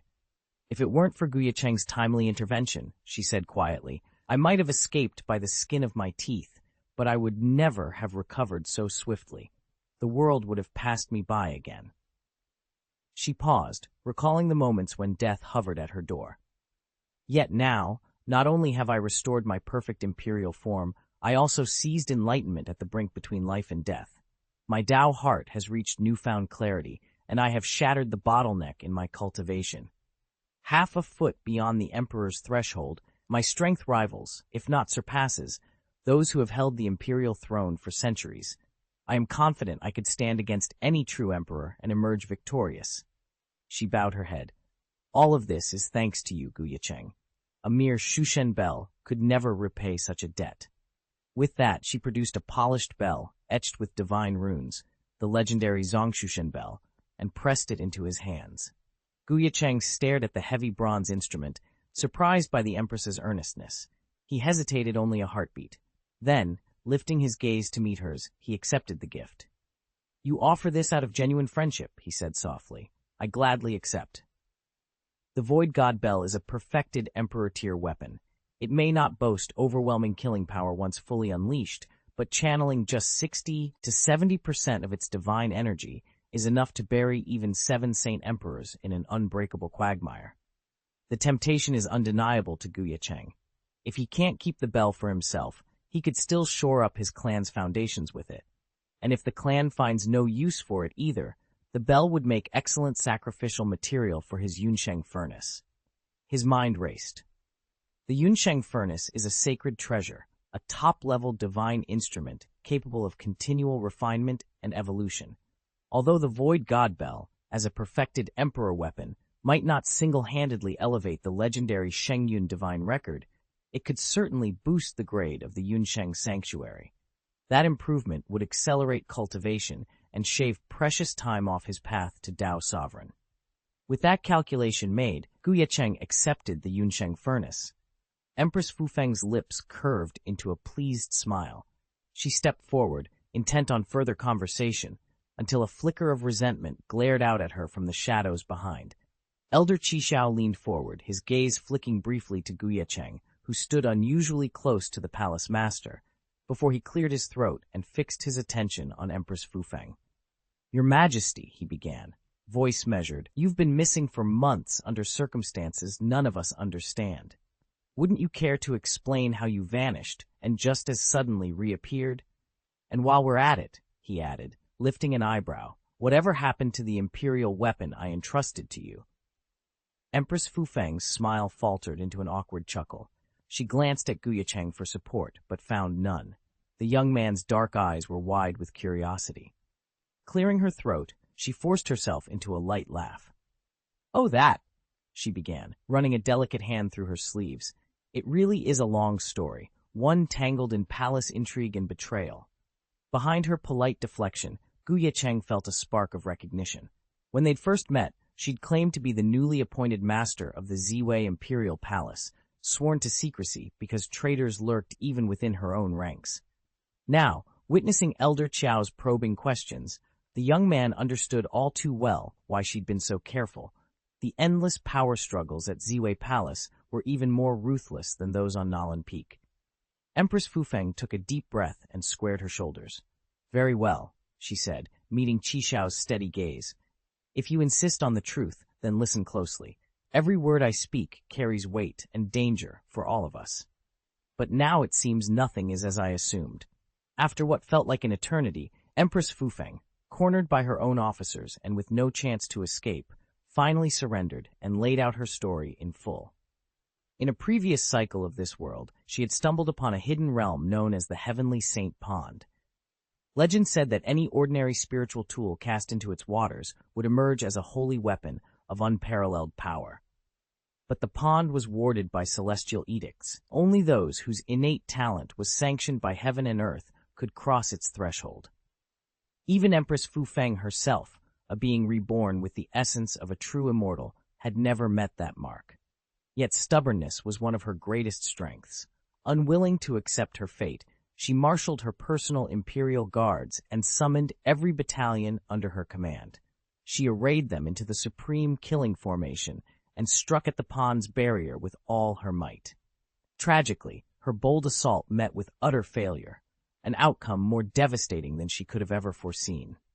Empress Fu Feng's final formation burst apart in a blinding flash. Her imperial legions fell one after another, and she herself was driven to the brink of death. Yet instead of surrendering her will, she activated her natal ring. In an instant, her battered body dissolved, leaving only her lingering soul, which she hurled into the swirling depths of the Tiansheng pool. Thank the heavens for the Tiansheng pool's purifying power, she murmured as she emerged from the waters, droplets cascading from her dark hair. Meeting the stunned gazes of Ye Cheng and the others, she felt a faint blush warm her cheeks. With deliberate grace, she drew forth the ancient ring that Ye Cheng had discovered when he first encountered her. This is the Juxiao ring, the Palace Master's primal spirit ring, yet its aura! Empress Fu Feng studied the band of scintillating runes, her voice trembling with awe. Elder Qi Xiao's eyes widened until they nearly popped, and Ye Cheng himself felt a jolt of realization. When he'd first found the ring, its intricate inscriptions had been a mystery. Now, after his cultivation soared, especially with the quasi-emperor blade, Suzaku Tianyin, and the sacred Yunsheng furnace in his arsenal, his perception had sharpened to a razor's edge. At a single glance, he recognized the Juxiao ring as a legendary holy weapon, its power echoing the forgotten might of bygone emperors. Empress Fu Feng closed her eyes and lifted her chin, her tone steady. This ring bonded to me for a purpose. Its strength has only grown after the Tiansheng pool's baptism.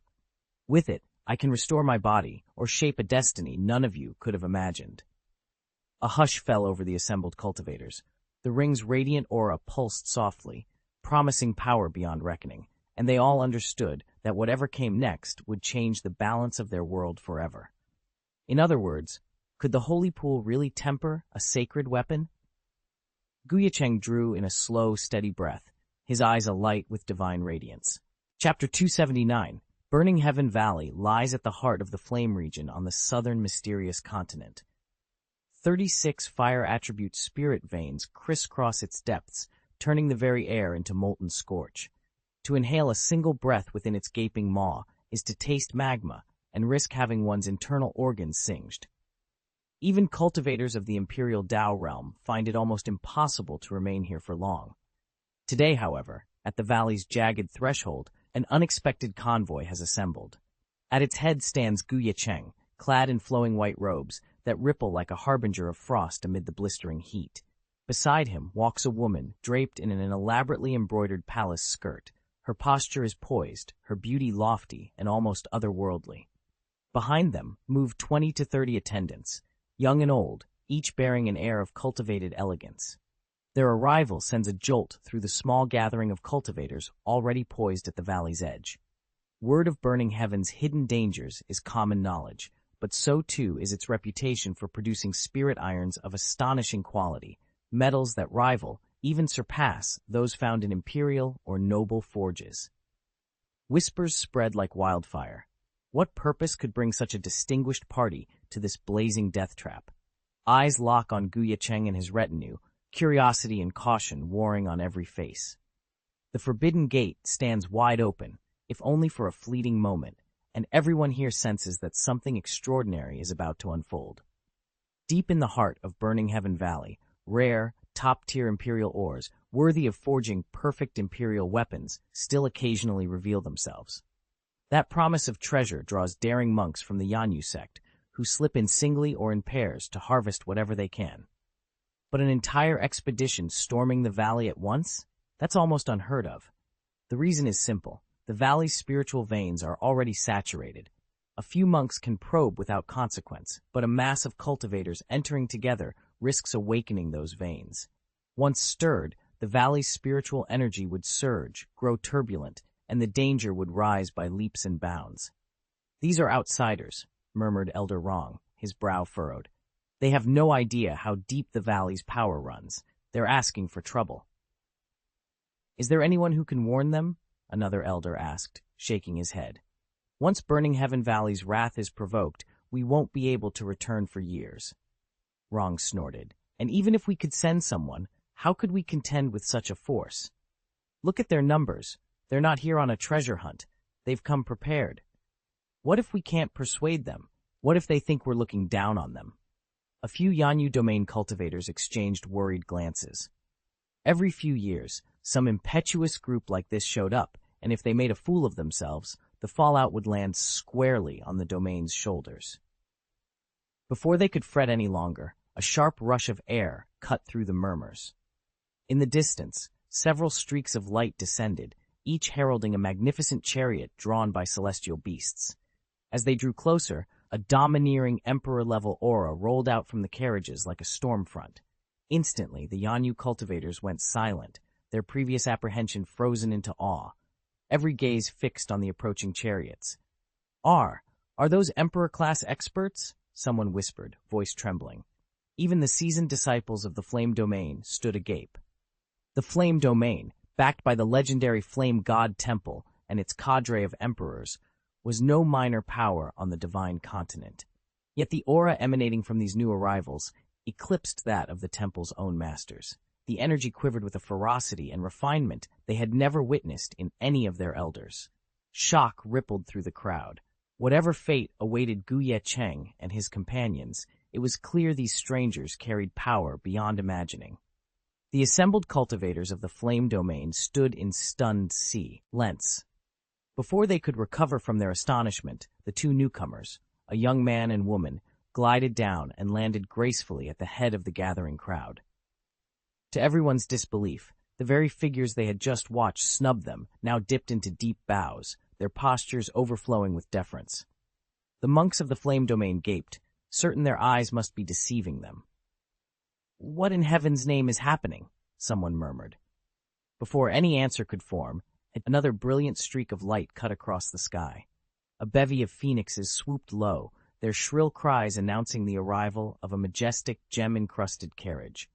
It touched down at the edge of the assembly, and an elderly man, white-bearded, regal, and several middle-aged masters disembarked. One by one, they offered their respects to the young couple, bowing so low their foreheads nearly kissed the ground. This display went beyond mere courtesy. It bordered on utter humility. The monks of the Flame Domain stared, speechless, as the old man's attendants, whose renown in the Xianxia temple was second to none, prostrated themselves before the pair. "Is that the Grand Elder of Xianxia Temple?" whispered someone incredulously. "And those are Tiandi Realm elders from Xianxia Temple. They're all here." Heads swiveled, hearts pounded.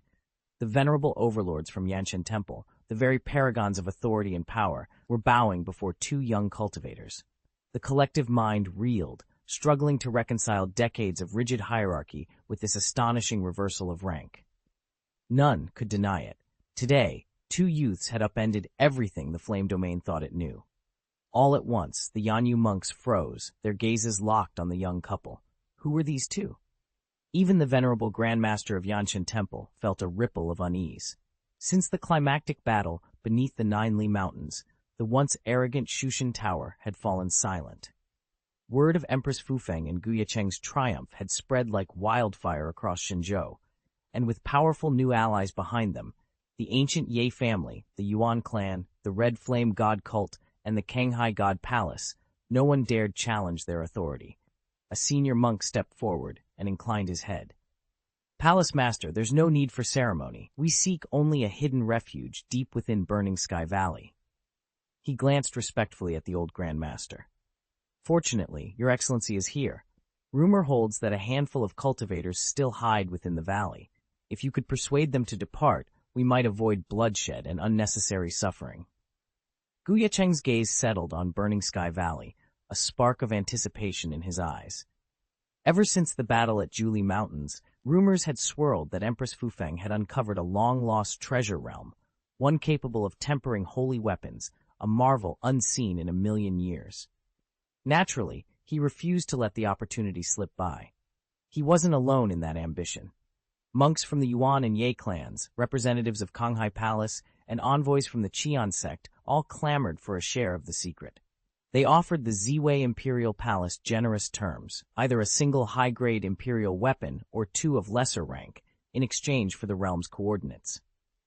Empress Fufeng's role was deceptively simple. She would lead them to the Holy Spirit Pool and leave the rest to fate. After a brief moment of hesitation, she agreed. With her guidance, they scoured the land for the pool's new location. To everyone's amazement, the hidden portal lay not in some distant canyon or forgotten grotto, but directly beneath Burning Sky Valley itself. A secret realm under Burning Sky Valley? The old master of the Flame God Temple stared in disbelief before he could recover his composure. As overlord of the Flame Domain, Ye Cheng was quick to learn that the Holy Spirit Pool, long sealed beneath Burning Sky Valley, had reawakened once the Great World opened. Years before, Flame Domain monks had uncovered faint traces of its power and reported them to the Flame God Temple. Since that discovery, countless expeditions had tried to breach the pool's impregnable wards. Not one succeeded. Even saint-level sects from neighboring realms ventured into the valley time and again, yet each returned empty-handed. So futile were these attempts that the venerable hallmaster almost forgot the pool existed. He, like many, never believed Empress Fufeng and her companions could shatter its seals. All the saint emperors and grandmasters who had scouted the valley insisted only a saint-rank powerhouse could unlock the pool. Still, when word came that Empress Fufeng intended to press on, the hallmaster dared not refuse. He issued an immediate decree in the name of the Flame God Temple, ordering every monk and seeker of divine materials to withdraw from Burning Sky Valley. By nightfall, the riverbeds lay silent, and the search parties had vanished, leaving only the echo of wind through crimson cliffs and the promise of the Holy Spirit Pool waiting below. At first, everyone wore puzzled expressions. None of them understood why the disciples of the Flame God Temple had emerged from their sanctum, or what sudden event in the outside world had drawn them forth. Before long, however, they met a contingent of Flame Domain monks stationed at the valley's edge and learned the full story. Curiosity shifted their gazes to Ye Cheng and his companions. Without hesitation, Ye Cheng led the way into Burning Sky Valley. Those monks whose cultivation was too meager to venture further remained behind, while the more formidable, proud venerables and emperors, the temple's venerable old master, and several heavenly emperor elders, pressed forward. After a courteous nod of approval from Ye Cheng, they joined the party, eager to behold the legendary Holy Spirit Pool for themselves. Silently, the procession descended. Jagged cliffs loomed overhead, and the air crackled with latent fire energy. As each figure slipped into the valley's depths, the waiting monks exchanged whispered remarks. "Did you see that?" one murmured. "Lord Ye Cheng truly lives up to his reputation as the leader of the Earth ranking." "Indeed," another agreed, eyes gleaming. "His resolve never falters. Only someone of his caliber could command such unwavering loyalty and venture so fearlessly into Burning Sky Valley." The distant echo of chanting footsteps faded into the smoky haze, leaving the onlookers breathless with anticipation. What wonders awaited within the valley? Only Ye Cheng and his allies would soon find out. "His charisma and talent are simply mesmerizing," one female cultivator sighed, her eyes never leaving Ye Cheng. A dozen of her sisters in cultivation nodded in agreement, while the nearby male disciples shot glowering looks of envy at the pair. Still, even those begrudging admirers had to admit, no matter how charming he is, the Holy Spirit Pool's barriers are too formidable. Beauty alone won't open its gate. A bold voice piped up from the circle of onlookers. "Don't sell Lord Ye Cheng short. He never enters a trial unprepared, and with Empress Fufeng at his side, I wager he can breach that secret realm." The women around her echoed the sentiment, though their confidence wavered at the memory of all who'd failed before, mighty saint emperors included, returning from the pool empty-handed. Their debate had barely settled when a low hum rolled through Burning Sky Valley. Then, with a thunderous crack, a column of divine light speared into the heavens, rattling the earth itself. Every head whipped toward the display, hearts pounding with renewed anticipation at the possibility that Ye Cheng might indeed succeed where so many had fallen short. Break the formation. Break it? Do you really think that's possible? A dozen female cultivators clasped their hands, ready to invoke Ye Cheng's aid. But before they could even begin their prayers, a sharp crack split the air. Under the stunned gazes of the Yanyu sect disciples, the forbidden spiritual barrier sealing Burning Sky Valley quietly dissolved. In the next instant, a pillar of divine light erupted from the valley's depths, flooding the sky and enveloping the entire valley in a radiant glow. Farther out, cultivators struggled to make out what was happening through the blinding light. None in the flame region had ever seen anything like it. Still reeling from the echoing crack, even the slowest among them now grasped the impossible. The barrier, just shattered like that. I thought only a saint's presence could break such a formation. Chapter 280, Outside Burning Sky Valley, the Yanyu monks were in an uproar. Deep within the valley, at the barrier that sealed off the Holy Spirit pool, the venerables and emperors of the Yanyu sect were equally, if not more, shocked than their brethren at the entrance. After all, the monks outside had only guessed at the valley's interior. Now they'd seen the forbidden formation shatter with their own eyes. In the minds of the Flame God Temple's lord and the other sect leaders, cracking this seal should have been an excruciating, drawn-out ordeal, perhaps even a fatal one for some emperors. Every immortal sect that had attempted entry before paid a heavy price. They lost several emperors in the process. Their holy emperor leaders even coughed up blood as the divine power and radiant light of the formation struck back at them. Yet here, before them, the barrier had simply collapsed. The reality was far more astounding than anyone had dared to imagine. The moment Ye Cheng stepped forward and unleashed his aura, the majestic protective formation before him quietly unraveled, dissolving into mist. In its place, a brilliant rainbow of divine light arced out, guiding him straight into the Holy Spirit pool. The entire process was unnervingly smooth.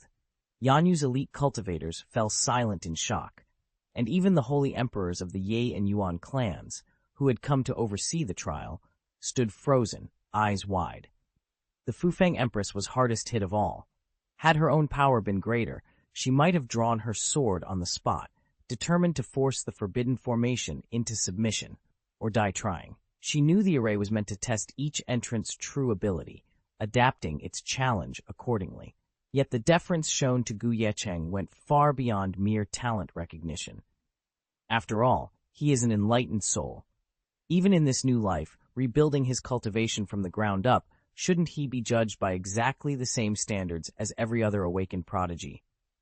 Empress Fufeng bit back 1,000 curses, forcing herself to maintain an unruffled, elegant demeanor as she led a procession of monarchs into the heart of the Holy Spirit pool. No sooner had they stepped across its threshold than a silent decree filled their minds. Every cultivator, whether from the Yi clan, the Yuan family, the Qian Divine Sect, Kanghai Divine Palace, or the Ziwei Imperial Palace, was permitted to refine only one imperial-grade weapon within these sacred waters. Ye Cheng alone hesitated, a confident spark in his eyes. He let the hushed voices of the assembled monarchs fade, then stepped fully into the pool's golden glow. Softly, he reached out with his spirit sense, addressing the ancient consciousness that governed this place. "May I temper one holy weapon and 3 imperial weapons?" he asked. Within his mind, the pool's reply came as clearly as if spoken aloud. A quasi-holy weapon is counted among the imperial weapons here. A smile of relief curved Ye Cheng's lips. Without another word, he reached into his storage pouch and withdrew his first weapon, the Vermilion Bird Heavenly Seal, an artifact that straddled the line between imperial and holy. Its surface glowed faintly as he lifted it into the swirling light, ready to begin the refining process. Ye Cheng's expression remained calm as he stepped forward once more. This time, he laid the Jade Sky Emperor sword, an imperial-grade weapon he'd recovered from the divine treasure, into the Holy Spirit pool's refinement slot. Then he reached into his storage ring and drew out a 6th-level, top-tier venerable spirit vessel, the Great Brahma Boat. Though technically only a venerable artifact, the Great Brahma Boat was legendary for its ability to pierce the void and traverse hundreds of realms in the blink of an eye, an ideal candidate for further unlocking its hidden potential. With these 2 additions, Ye Cheng had now filled all 3 Imperial weapon slots allotted to him. A ripple of admiration passed through the assembled cultivators. Then, one by one, representatives of the other Majo, sects who had benefited from Ye Cheng's previous aid, advanced to the pool's edge. Each placed their own Imperial weapons, meticulously prepared by their masters, into the remaining refinement slots. All of them cast curious glances at Ye Cheng. He still had 1 spot left for a holy-grade weapon. What would he unveil next? They were certain of one thing. Whatever he produced, it would be remarkable. Empress Fufeng herself was intimately acquainted with the Gu family, and with Gu Ye Cheng's extraordinary gifts and pedigree. Likewise, after witnessing his power firsthand, the Yuan clan, the Ye household, and even the Kanghai Palace all spoke of him in hushed, astonished tones. The Gu family might not boast noble lineage, but everyone was now certain that Gu Ye Cheng possessed a world-shaking treasure. Low-tier divine weapons? Easily within his reach. Medium-grade artifacts? Probably as well. Just as murmurs of speculation crescendoed, Gu Ye Cheng moved without a moment's hesitation. He withdrew a small furnace, known as the Yusheng furnace, from his sleeve and carefully lowered it into the center of the Holy Spirit pool. At first glance, the furnace appeared unremarkable, no larger than a palm, its surface dull and unadorned. But the instant it broke the water's surface, a thunderous clang rang out, and the entire pool exploded in a churning vortex of iridescent energy. Every witness froze. Even Empress Fufeng's composure cracked as she stared, wide-eyed, at the spectacle unfolding before her. Gu Ye Cheng had spent years cultivating within the holy space and was well aware of the legendary holy furnace, yet he'd never guessed its true grade until now. As he watched, the furnace's runes flared to life, its ancient power rippling outward and stirring the bound waters of the Holy Spirit pool beneath it. Empress Fufeng's calm facade cracked, her face drained of color, and shock flashed in her eyes. "Is this a holy path treasure?" she breathed. At once, her question sent ripples through the circle of saint emperors. Even the Qian divine sect, the weakest of all saint-level inheritances, prided itself on holy weapons, and the ancient Yi family was similarly well-armed. But none of their finest artifacts exceeded the top-tier classification, and centuries of dormancy had sapped many of those weapons of their original potency. In practice, a top-tier weapon now competed only with a freshly forged high-tier armament. A true holy path treasure, on the other hand, transcended these rankings. It was said to embody the very essence of the path, an inheritance spoken of in hushed tones only among the most exalted masters. Silence fell as the gathered emperors exchanged uneasy glances. The sudden appearance of such a treasure threatened to overturn every balance of power in the realm, and all eyes now rested on the young man who had dared to awaken it. As Gu Ye Cheng withdrew the gleaming relic from his sash, a ripple of astonishment swept across the courtiers gathered around the Holy Spirit pool. By spiritual weapon standards, his treasure was already a full rank above anything the ancient clans had ever produced. Even the most composed elders could not conceal their shock. "He can't possibly be that powerful already," one murmured. "Even if he's the world's destined champion, this is excessive." Gu Ye Cheng suppressed a wry smile as he met their incredulous stares. His head still throbbed from the effort of channeling such potent energy. No sooner had the astonishment peaked than the Holy Spirit pool itself began its sacred baptism. Shouts of alarm quickly turned to focused silence as everyone braced themselves. Golden light cascaded from the pool's surface, flowing into each cultivator, who closed their eyes and reached inward to absorb the divine radiance. Simultaneously, they set their prized weapons on marble pedestals around the pool, letting the sanctified glow refine them to new heights. Gu Ye Cheng, undeterred by the burden of his latest gift, calmly laid out an array of spirit arms, each one destined for sacrifice to further his progress. Months of secluded cultivation passed in what felt like days. When Gu Ye Cheng finally emerged, his outer realm remained unchanged, But the foundation of his cultivation had soared. The vermilion bird seal had ascended to a true holy weapon. The Jade Sky Emperor sword now hummed with quasi-holy power. And the great Brahma boat, already a distinguished spiritual vessel, had achieved the pinnacle of an imperial weapon-level artifact, its realm-crossing speed amplified tenfold. Ye Cheng's steady calm belied the magnitude of his transformation. He stood ready to challenge whatever trials lay ahead. Ever since Ye Cheng discovered that the great Brahma boat no longer required spiritual stones, its speed became virtually limitless. Even without a single stone, it could now traverse 100 realms in the blink of an eye. Should one invest spiritual crystals or stones, it was capable of spanning the full 3,000 realms instantly. News of this miracle spread quickly.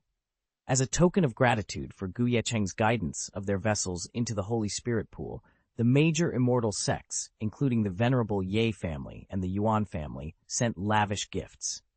Even their imperial weapons, long renowned throughout the cultivation world, took this opportunity to ascend. Many were reforged into quasi-holy weapons, and a fortunate few became genuine holy items. Such a dramatic enhancement of their martial treasures represented a singular boon for both the ancient Ye clan and Konghai Palace.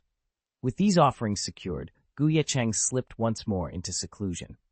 When he finally emerged, he carried with him the fruits of his meditation, 2 newly refined, flawless Emperor swords. He added them to his arsenal alongside the Jade Sky Emperor sword and the Vermilion Bird Heavenly Seal, integrating all 4 blades into the upgraded Juxian sword formation. The result was a sword array more potent than ever before. Meanwhile, the Holy Furnace, purified by the waters of the Holy Spirit Pool, remained perpetually open, awaiting the next chance to forge even greater treasures. After his immersion in the Holy Spirit Pool, Ye Cheng's Holy Furnace didn't advance in rank, but it remained a genuine holy treasure.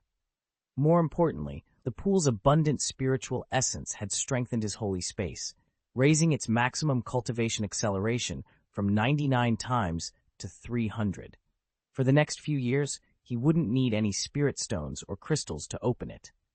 By keeping the holy space permanently activated, Ye Cheng propelled both himself and the entire Gu household into an unprecedented period of rapid growth. Time always slips away unnoticed, and before he realized it, 3 years had passed. This morning, Ye Cheng stepped out of his chambers, having finished his morning duties, and was about to slip back into the Yunsheng space to continue his training, when 2 notification chimes rang almost at once. Ding! Congratulations to the host for successfully impregnating Jiang Lianxin. Congratulations to the host for successfully impregnating Lan Qingxuan. Startled, Ye Cheng halted in his tracks, eyes wide with surprise.